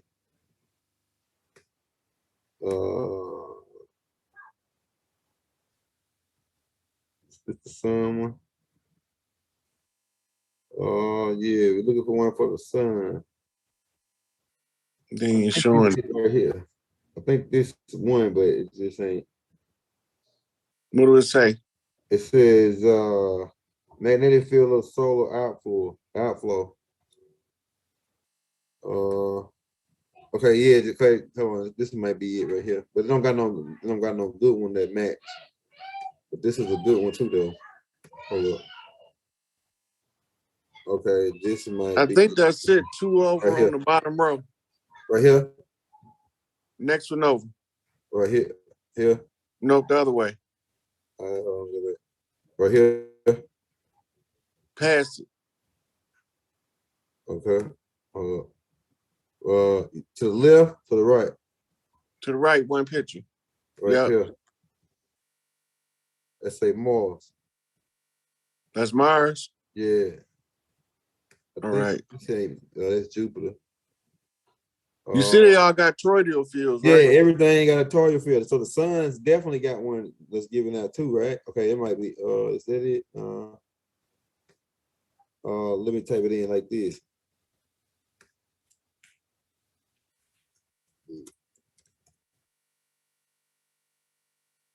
This might be it right here. The There it goes. Third from the right on the top. I got you right here. I got you. Third from the right on the top. Right here. No, it ain't there no more. Right there? No. Go over to the left, right? Let me see that one. Is that the sun? Yep. That's it. You see it? Yeah, I got it. Let me say this one too. Uh-oh, that's Ritz. 3-star system. They timing it up. See, look. That's a good one right here too. All right, that's a good one right here too. Showing you like the different angles of how it's working. So that magnetic, the earth get its energy to defend itself from the sun. You know what I'm saying? It's the polarity of the frequency of the earth to sync it with the sun that causes it to produce the magnetic field. Uh-huh. So the sun is protecting it from itself. From itself. Now, the sun is a toroidal field, the earth is a toroidal field, the human is a toroidal field, and every cell has a toroidal field. Uh-huh. Now, where we go to next, once we understand epigenetics and the fact that we in the field, and the field is a toroidal field, and every field produces a structure, a set order, right? So let's look at Tom Campbell. I'm about to send you video, and he give you a brief theory of everything, right? Okay. And this gonna help us understand the hologram a little bit better. Okay. Okay, I just sent. I got you. Put all these links in the description for the people that are watching. Okay.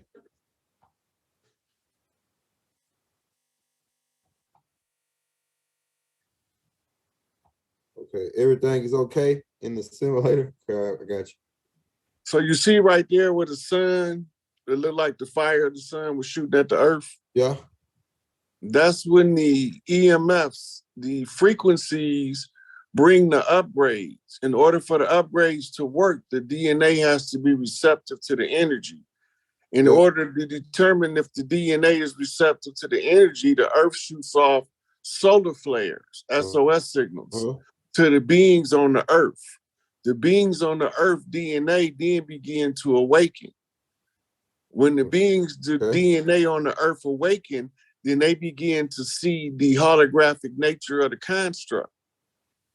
And the holographic nature of the construct is rooted in a unified field theory, the theory of everything, right? Which takes us to Tom Campbell and his Big Toe.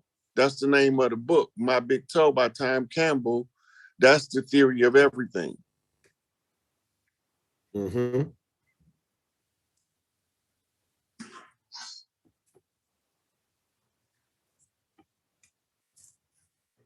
As we live our life consumed with fear, it can be helpful to take a step back and look at the big picture of what's really going on here. In this quantum simulated reality that we inhabit, we've lived countless lives and will live countless more.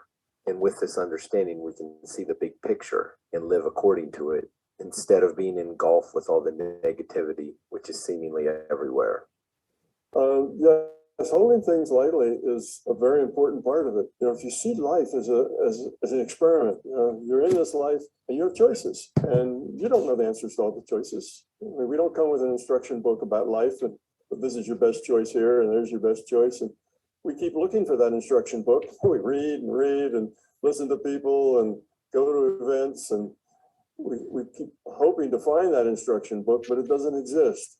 But if you hold things lightly, as you put it, that means that you really see life as an experiment.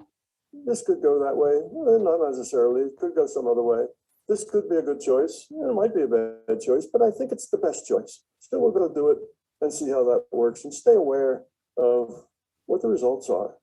You know, just go through life with that kind of an attitude, is that you do the best you can with the information you've got. Pay attention to the effectiveness and, you know, what happens, what's the result of that, and then make your next choice better informed because of the last choice. And if you go through life that way, then there's very little pressure. There's very little anxiety because you let things happen, as you say, and you approach everything with a positive attitude. There's nothing negative there. There's never any failure if you do that. It's impossible to fail. The worst thing you can do is the best thing that happens, which is you learn a lesson. Yeah, that makes life then a positive exploration through the possibilities. And if you can see it that way, then you'll be happy and you'll hardly have any stress or any anxiety about it because, yeah, well, okay, you know, I do this and I think this is my best choice. You know, I may die, but if I do, you know, the rest of the people will have to deal with that, right? If it happens, then, you know, my kids will deal with it, my husband will deal with it, you know, it'll just happen. And life will go on for others and not for me, and I'll go get another life, try it again. You know, it's not really a big deal. People have to deal with what they have to deal with. So you make your choices, say, well, I think instead of just staying home and seeing what happens, I'm going to go see a doc and see if there's maybe something they can do about it. Well, it's a choice. So then you go do that. And, you know, then you make your next choice and your next choice. But being fearful about the unknown, being fearful about not making the right choice, making mistakes, being fearful about, you know, that you would die and leave other people, and how would they get along without you? Well, they'd have to get along without you, and they would. And their life would go on, and, you know, other things would happen, and eventually it's memory, and it's fine. So there really isn't anything that has to end up badly. And there's a lot of joy in that. There's really nothing in life that has to end up badly. Everything's okay. As long as you are honest and skeptical and trying to do the right thing, then by definition, everything in your life is all right. Well, no anxiety, there that goes, no worries. None of that crunching away on stuff like Sarah, you know, talking about, you know, those are worries, things that upset you, things you're not at peace with, things you haven't let go of, and you grind on those things. They all go away if you can accept life that way. So I think you're right. That's a very short way of expressing kind of the right way to approach all of life. Things will take care of themselves. People will have to deal with what they have to deal with. Okay, everybody, you know, in your family now are all adults. You know, you don't have any little children anymore. Okay, you can stop it there. So what he's talking about is, in the simulation, the right attitude changes the outcome of how you experience the simulation. Mm-hmm. Right? If you look at the doom and gloom, then you're going to be beat to death by the simulation. It's going to send more and more bullshit your way because you're stuck in that gloom and doom energy, which is magnetic to bullshit. Right? But if you change your outlook on life, right, and you don't look at it from a mortal victim perspective, they teach us to look at everything as a victim. As long as you're looking from it as a victim, you can't never get to the top.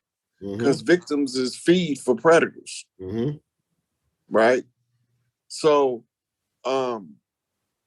when you understand that the tie to the game and how it's played, it takes away your anxiety for playing the game of life.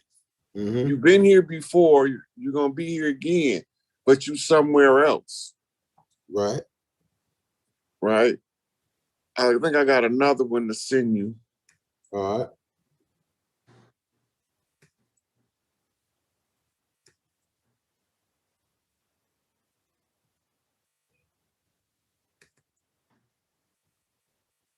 What did I do with that video?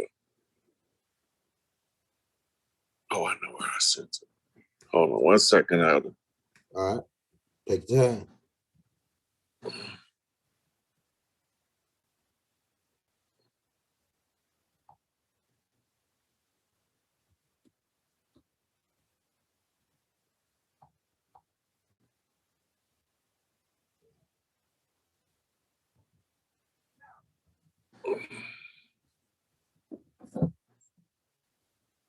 Hey, hit that like button, hit that subscribe button if you're in the building. Hit that bell if you're new to the channel. Like I say, if you don't receive a notification from us every day, come back and check with us. We putting some out every day. Like I say, we dropped the brother Rod Hayes Cash App in the links, man. If you want to show him some love, no problem, brother. Click on that. I got you. This is gonna break the game down as to how we perceive it. Watch these little kids talking with telepathy, and they're going to be explaining the game and how it's played and how It's on Instagram. Yeah. All right, so I'm gonna have to you can look it up through Google. If you put the link in Google, you can pull it up. I'm trying to see how I'm gonna get it sent to my laptop. I might have to email it to myself real quick. Oh, you got this. You a master, self-raised master like yeah, I'm gonna get it right now. Okay, copy it. Boom. So in this game, while we looking at, let's go over some more of the rules while you pulling that up. In this game, you find the smartest people that tell the story about how to see it. So you can bend your mind to that genius's perception. Once you've seen it, you can't unsee it. Right? That's one of the rules. So all of the materials Baba was putting out, once I seen it, I can't unsee it. And when I seen all of what Elijah Muhammad put out, Nation of Islam, the 5 percenters, and the Moore Science Temple, I can't forget what they put out, because all of it becomes pieces to the puzzle that puts together the hologram that tells us the simulation's rules, and that we really somewhere else working here to experience different realities on this earth plane. Make sure it don't freeze on me.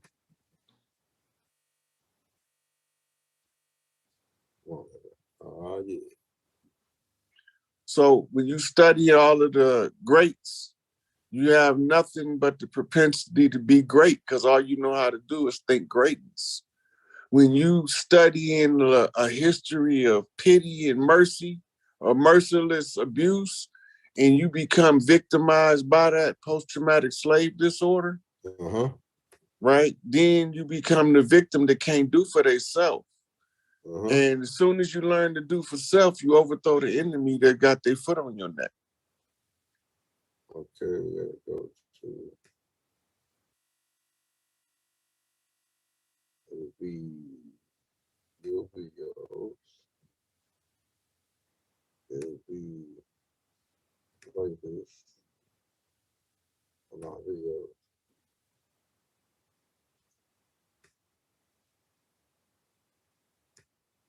Hey, hit that like button, man. We in the building putting it down. What you see in the comments, young elder? Yeah, we about almost 2 hours in. We got about like maybe like 10 minutes. Introducing the new skill Power Core 20. And we'll be 2 hours in. And people ask questions. Hold on, let's see if we can get the chat back up. Everybody saying, man, they got boom, bomb, we dropping bombs, fire signs, jewels, we dropping jewels, man. They saying we put holding it down. Let's see if we can get this on loaded up here.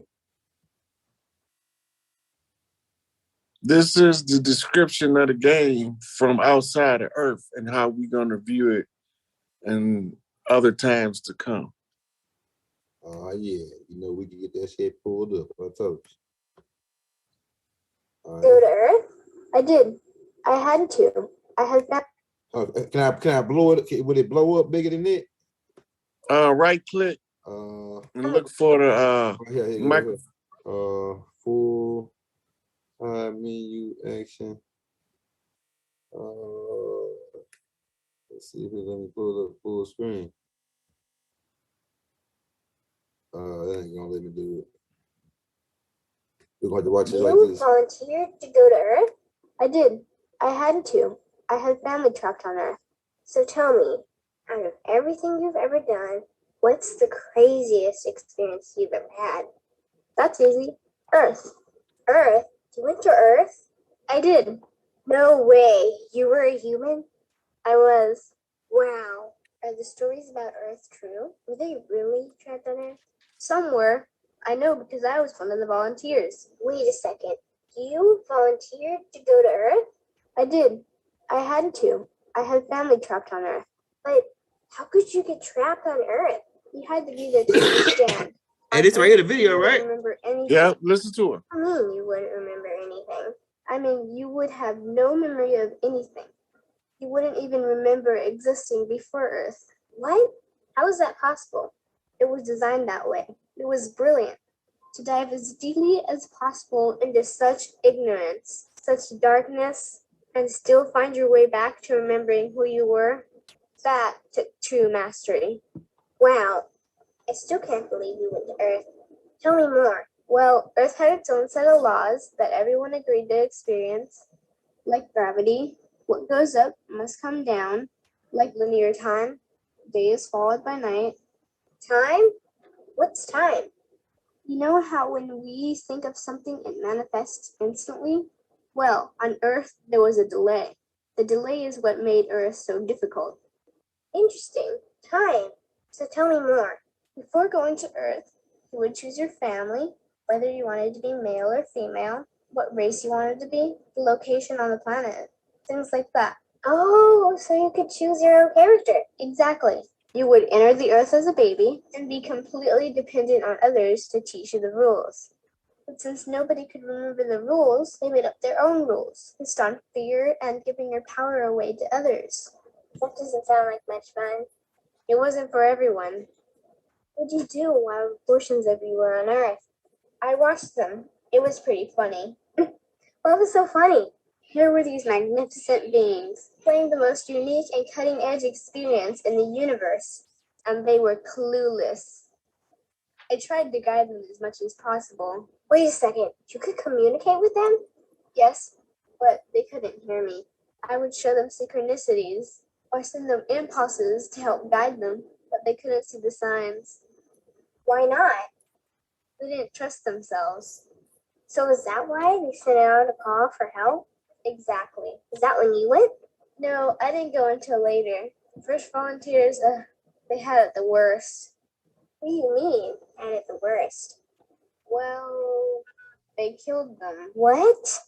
They killed the volunteers. They killed them? Those on Earth couldn't understand what the volunteers were telling them. The idea that they were equal to the volunteers scared them. What were they telling them? Common sense stuff like, all the answers you seek are inside you. Everything I can do, you can do and more. So they killed them? And then they twisted the volunteers' message and created even more fear. What do you mean more fear? Like the message, God is inside you, was turned into, you are separate from God. The message, all the answers you seek are inside you, was twisted into, you can't trust yourself. And they believed it? It was out of control. How could they believe that?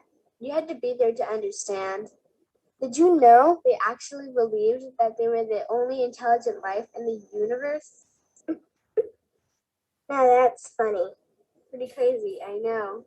So then what happened? The designers knew Earth was going to enter a section of the galaxy that humans had never experienced before. Listen. A section filled with a frequency that might be able to reconnect the human's DNA. What was wrong with their DNA? It didn't work anymore. The thing is, their DNA was how they connected with their higher self. So that's why your incarnations couldn't hear you. Exactly. But there was a catch with the new plan. Only those incarnated on Earth could tune in to these new frequencies. Oh, so they needed more volunteers. Yes, but this time they were taking no chances. To pull this off, they needed millions in the physical form, wired and ready to attune to these frequencies. Are these the 21st century humans that all the stories are about? Yep, we volunteered from every corner of the universe to help the humans wake up. What did the volunteers have to do once they got there? We had to wake ourselves up, attune to these frequencies, and spread them to the rest of the planet. That sounds impossible. Most of those watching the Earth experiment didn't think we could pull it off. So, what happened when you got to Earth? Once on Earth, we were taught the same fear-based beliefs that had been handed down for eons. We lived just like everyone else, totally clueless to who we were and what was getting ready to happen. But as soon as the Earth entered this cloud of frequencies, we started to question everything. And one by one, we started to wake up. So the plan was working. It was. The more we trusted ourselves, the quicker we reconnected. And the faster we started to remember what was happening. And since we were spread out evenly all around the planet's frequency began to rise quickly. What happened when the planet's frequency began to rise? The humans' experience of time began speeding up. They started manifesting their beliefs faster and faster. Those consumed with fear created even more fear, and eventually Earth just spun out of control. What do you mean, spun out of control? These low-frequency beliefs that had controlled the human experience for eons could no longer exist, so they began to self-destruct, and the world fell into complete chaos. That sounds terrifying.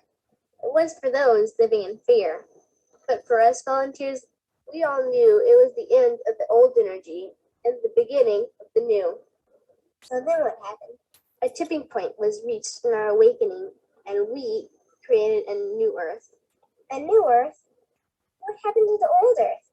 It continued on, allowing those who could not let go of their fears to play out their lessons. But for us, we created a new Earth that matched our higher frequency. And as easy as that, all the fear-based beliefs simply fell away. In an instant, we remembered who we were. We knew we were all connected, and we stopped hurting each other. We started respecting each other, started loving each other. We took back our power to create, and we created a new Earth without fear. Wow, so the legends are true. What an incredible experience that must have been. Nice work. Thanks. All right, now I want you to go to YouTube. You volunteered to go to Earth? Go to YouTube, Young Elder. Yeah. Pull up Autobiography of Inky. All right. Come on, baby. Come on. You volunteered. Autobiography of Inky.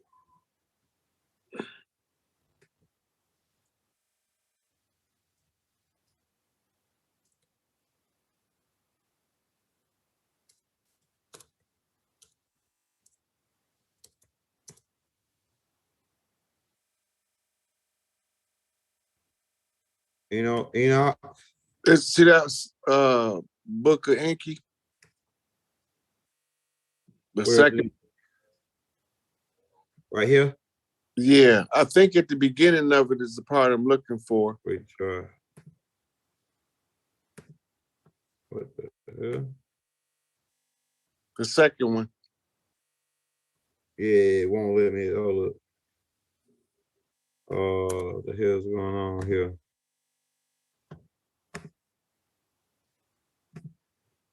No, I ain't offline, my nigga.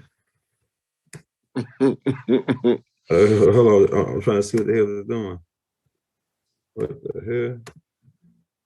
Hold on, let me do this. Do it like this. Get out of there. Close it. Close it. Reload it.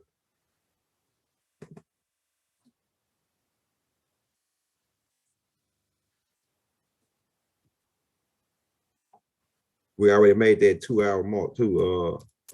All right, we're gonna go over this part, and then we're gonna start. We're gonna see if we got questions. So if y'all got questions, shit. I can get them. Yeah, it's doing crazy now. What the hell? We blew the spot up. Oh yeah, my internet's still on. What? Look at this. I don't know what the hell is going now. Look, it's still on. So now it's saying. Usually when they do that, I have to restore it though. Okay, don't worry about it. Let's just go on to the video to the Hey, if y'all got any questions for the brother Rod on the topic, drop them in the chat, man. We're gonna take about 10 to 15 minutes worth of questions, man. I think it's right here with some heavy duty shit, man. You just gave me a whole bunch of shit. I could write a book on just what you put on, what you gave me today. I could go do more research and put a book together called The Hologramic Reality. I got some more to it. We ain't get to. But do part 3. We'll do a part 3. Okay. Back free again. We'll see what they got. Hey, if you got any questions, drop them in the chat for the Rod.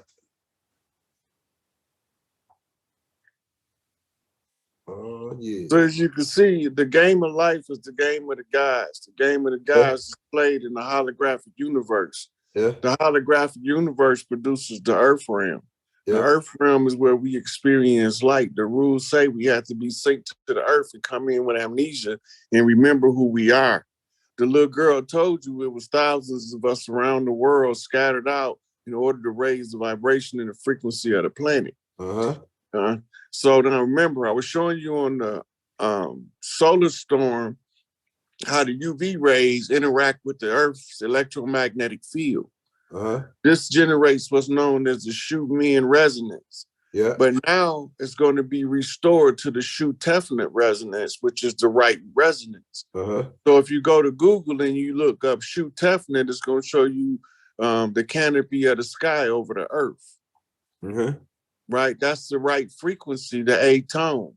So as we all make an atonement for the dirt we did, then it automatically re-attunes the earth back to the A tone, which is the atonement of the earthborn in the redemption process to recover earth from those who can't stay here because they violated the cosmic law and created something known as the Great Debauchery. And in the process of cleaning up the Great Debauchery, we collected galactic points of suffering the motherfucking bottom of the barrel shit to build up something called pre-karma.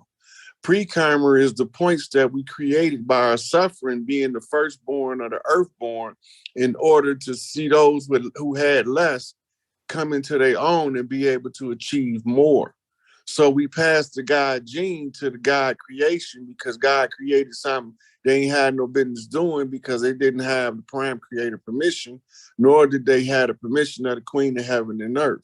So now they come into our community to get their drop of blood, but they got to get it by any means necessary, even at the tip of the sword. So the Shriners come in 32 degrees Scottish Rite on the challenge Fezes versus Feathers under George Washington Masonic order to put us in the warlock. So now that we can't in a warlock, we can't access our coffers, we hold our wealth. But in order to break free from the warlock, one of us got to break free from the slumber, come up from under the sleep, build themselves as the perfected man, master of masters, the self-raised master, Hiram Abiff's rage, the motherfucking Masonic Lodge, all motherfucking lodges bump straight. And then 45 come in because he come in off of ACP. Now that's a military firearm, right? Which is in modern times a Desert Eagle, but the Desert Eagle is a 50 cal. And a 50 cal will blow a hole in your ass big enough to walk through. If you think it's bullshit, watch what the 45 do. Because the 45 will leave a hole in your ass and leave you leaking for days. So when the 45 land, that's the Desert Eagle on the return in the Air Force One off of a Raven Rock knock to a knockback, zigzag zig, all the zigzag zig, all the chiefs across the land is rocking this bitch from motherfucking hand to hand. We done with the bullshit. Now it's time to unload a full clip on a gangstar flip off of a guru. And the guru is a teacher. And the teacher is the master teacher on the Malachi York knot to a knockback off a speaker. And the speaker is Minister Farrakhan, who has Aaron in his name, but y'all didn't ever catch that because y'all don't know the code. Because the minister named him Farrakhan Muhammad, not Louis Farrakhan, but y'all can't get it right because he was the charmer. So he was so busy charming y'all, he ain't stopped y'all from calling him Louis. Because Louis XIV was instrumental in the European rebellion, but y'all don't know nothing about that. Y'all too busy trying to drink Louis XV wine, right? So now that we in the club and we hanging late night, motherfuckers doing these line dances now, we capture the conjure. We capture the conjure to send the energy back to Mother Earth that the old ones has returned. As Empress Verdiasi say, the ancient ones, the return of the ancient ones. And how you gonna know when the guys are standing before you? Because they're gonna experience a different lifestyle that's gonna allow them to show you how to shine in the public. By using exceptional brilliance and overwhelming intellect, they'll be able to connect the dots across the celebrity circles to the politician, bring out the dirty players and expose them motherfuckers for who they is. Tell you what's going on behind the scenes without being behind the scenes, sitting here watching it play out, understanding the land and how to read the culture. Once you understand how to read the culture, then you know who the culture vultures really is. But the vulture is the condor, and the condor is fearless. He don't give a fuck. But he fucked around and stayed too long, and the eagles then came home. Now they wondering why the chickens is coming home to roost, because it's time to collect the bounty. Because when Humpty Dumpty fell off the wall, none of the king's horses and none of the king's men could put poor Humpty back together again. That's pure wasted potential. But if you can figure out how to unscramble the scrambled eggs, all you need is a possibility, and I'm going to take the chance. Because if I can take the chance and we can all dance Mardi Gras across the land from motherfucking Maine to goddamn Arizona, from Alaska to Florida, zigzag zig, X marks the spot. We home now, motherfucker. We back for every fucking thing they owe. No longer oppressed. That's why we overthrow those that placed us in this rotten mess with their motherfucking dirty ass games that they was playing. We talking dirty Moors. We ain't talking righteous Moors. Because in the Feather versus the Feds is the Bays win this bitch. Right? Because it was Bays versus the L's. Because the L's said they was lawgivers, and King George III instituted the Bar Association in 1863 in Savannah, Georgia. So we know who was behind the barristers the whole time, the black nobility, AKA the goddamn white man that ain't even white, that look like us, but they ain't us. That's why they call us lichens, because we look like kin, but we ain't. We just wear the wolves. That's why they call us werewolves. But this is blood-sucking, adrenal cream drinking motherfuckers. But since we know who's who and what's what, it's time to shut this motherfucker up. So let's go to the audience and see if we got some questions out. Yeah, we got a question that said, well, let me see. Damn, I got too many comments out there. He said, how can artificial supplements help the natural body? So look, the artificial supplements is not necessarily from an artificial source. It's just that the source was refined in order to extract the part that you can supplement with, because the food is being grown using artificial means. So they have to extract supplements from other locations, sometimes toxic sources that you couldn't take in this free form, but they can get the vitamin or the mineral out, and you can take it without having the negative side effect of consuming the toxin. So the artificial supplement, keep in mind, it's not really artificial.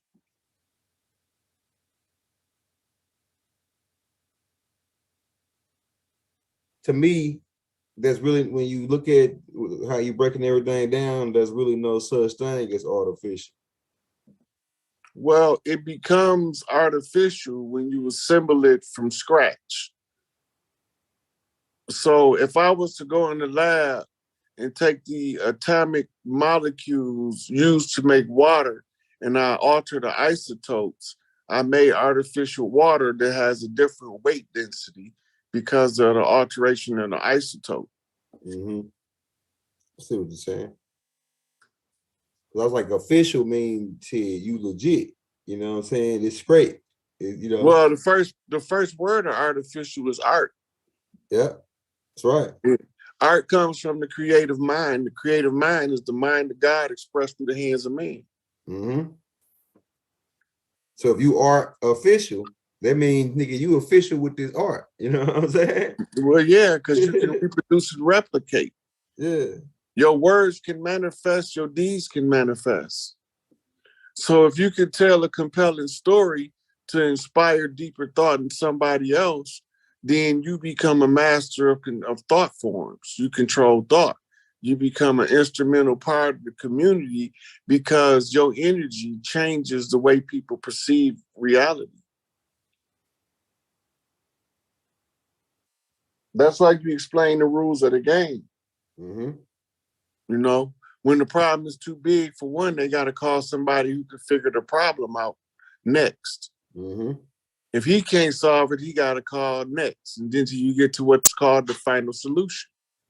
The final solution is the final resolution. And the final resolution is the final resolve.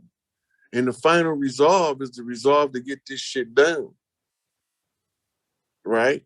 And so when we look at how everybody contributed to the art of life, remember, it's in the book, you the salt of the earth, right? Mm-hmm. In order to be the salt of the earth, you have to have the creative potential expressed. If you look on your screen right now, you got Mick Jagger, you got, I don't know if that's Jermaine Dupri. Yeah. And you got that talk show host, Tupac, and then you got old Blue Eyes. Mm-hmm.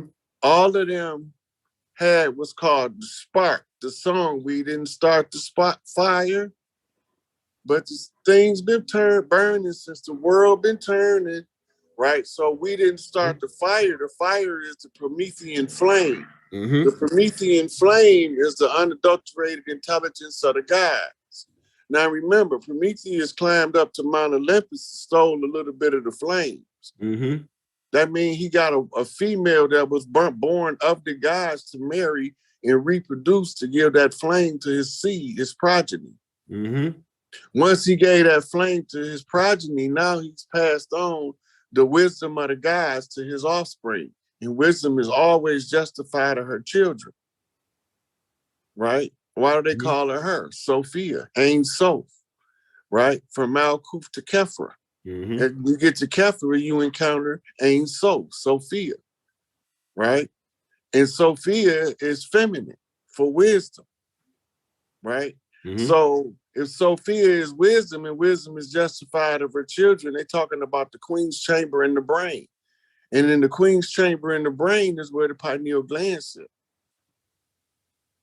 And on the other side is the king's chamber where the pituitary gland sits. Mm-hmm. And the two glands hold entirely two different functions. The pituitary gland develops your maturity. As a man, it turns you masculine. As a woman, it turns you feminine. And from the queen's chamber, we are downloading through the anterior gyrus in the brain the instructions from Big Mama in the queen's chamber. And if there's no occupier of the queen's chamber, your mama can't die. She got to stay here till you find somebody that match her energy or love for you, unconditional. And you're born again. Right. And so the story of Earth, right? The story of Earth is a love story in the end. The love story is bringing the love back where the misery dwells. Mm-hmm. And in order to unravel the love story in real life, you have to unravel all of the mysteries of time, but we call them legends and tales. Right? When you unravel that, then you find yourself in the midst of the mystery system and you become the unsolved mystery. So if you can see if you can find the mystery, the answer revolves around your history. So quietly, I dropped this degree scientifically and realistically, said Raquel. The 18th letter, the R. You catch that? Mm-hmm. And 18 is 3 6s, by the way. And 81 on the mirror flip. Yeah, and 9. 81 is 9. Mm-hmm. Right? So when you put all this shit together, you see that some people just needed a drop of blood in order to be creative as us. Mission accomplished. Mm-hmm. Mm-hmm. The galactic family then came back to see that we accomplished the task they left us to do. We fought amongst each other, but I promise you this, we ain't even got to burn this bitch down, even if we piss. Because at the end of the day, after the anger and the rage, comes the understanding of the price that we paid. Deep. Right? Once you understand that the price you paid was for a better day, then you have paved the way for your children to see the motherfucking shit you suffer for. Mm-hmm. And as long as you don't do that, you ain't breaking no generational curses. Mm-hmm. Right? Breaking the generational curses is giving up all of the things that don't serve the greater good. And if each one teach one, we all gonna reach some. Right? And the more we reach, the better we can teach. And the better we can teach, the more we can reach. It's a reciprocal manifestation of real time, understanding the holographic nature of the board game of life. Mm-hmm. Right? So we understand that we take on new avatars when we wear this one out. But now we have the technological ability to expand the life of the avatar that we already had, but it was denied access by nefarious forces so that we can forever be under the perpetual ignorance of who we were. Mm-hmm. But the spell is broken and the gods is awakened.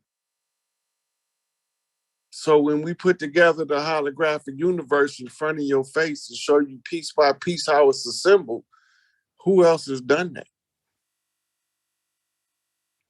Right. Get them motherfuckers, young elder. Bust them niggas in. Hey, we got them niggas tonight, man. Hey, we about to get up out of here though, because I'm about to wind down. Yes, sir. Yes, sir. We can take let's take ahead. 2 more questions. I got you. Somebody said once dude was asking about the clock of destiny. How can Charles Mosby Bay?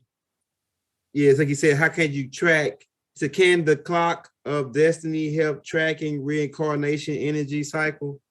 When you understand what he's teaching in the clock of destiny, you'll know how to read the astrological time frames. Right? He's teaching you the fundamentals of astrology as it's applied from our ancient ancestors, and it's slightly different than what we call the modern astrology. So he's giving you ancient Kemetic science, but he's telling it in a modern format. The same with C. Freeman Neal. He's telling you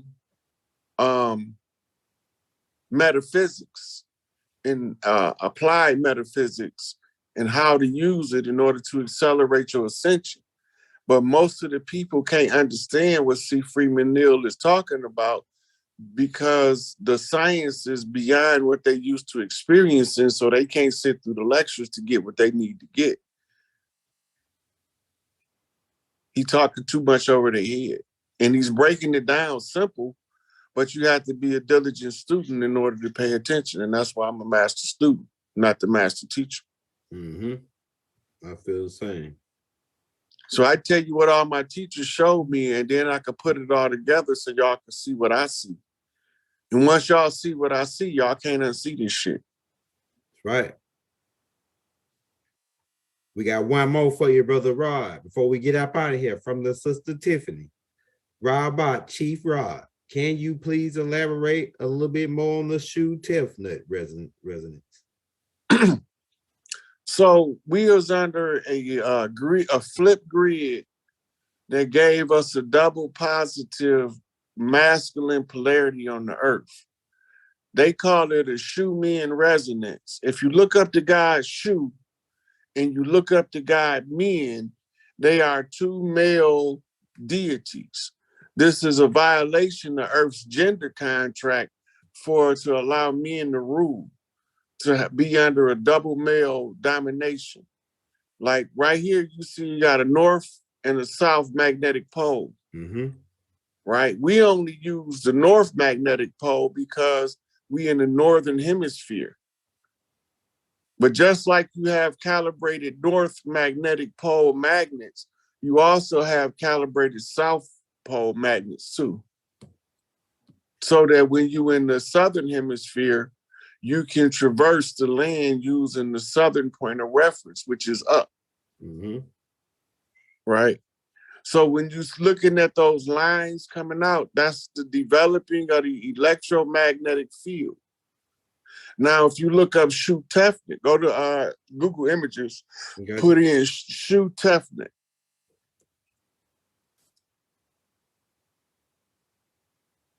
Bam. Oh yeah, I forgot about that. I gotta restart computer. Yeah, don't worry about it.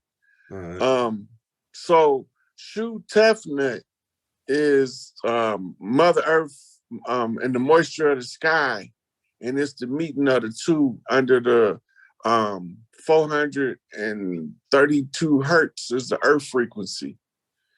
The Schumann resonance is calibrated on a different frequency to give us the a pitch, the wrong pitch, right? And if you get the wrong pitch, you'll never hit a home run. That's right. Now, when the Schumann resonance flip back correctly, it becomes the Shu Tefnut resonance, which is the proper frequency of the Earth. When that's what they call the pole flip. Before, the whole crust would flip around on the Earth. Right? Now, only the energy, because it's just, Nibiru is going to pass just far enough not to flip the crust. Okay. But it's still going to pull on the electromagnetic field and cause the magnets to flip. And those frequencies that you see will be reoriented to the position they are now. South is up, north is down. Right? So all of the ones of us that had a north calibrated compass, it ain't gonna work right. It's gonna draw you to the south.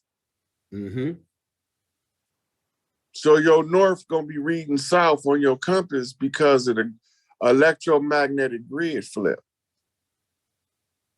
And so when I'm talking about the Shu Tefnut resonance, I'm talking about the ancient geographical physics of the Kemetic science, ancient Egypt, as they call it today. Oh yeah, you put it down tonight, Rod.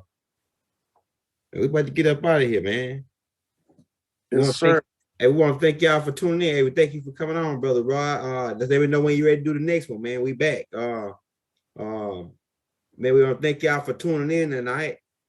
Like every time the brother Rod come on, it's always a new level of information that I can take, that we all can take, and we can run with it, man. And take that and run with it, man. So, man, look, Islam, Hotel, Shalom. You know what I'm saying? Peace, love, harmony. I should divine love throughout the violence universe too. All.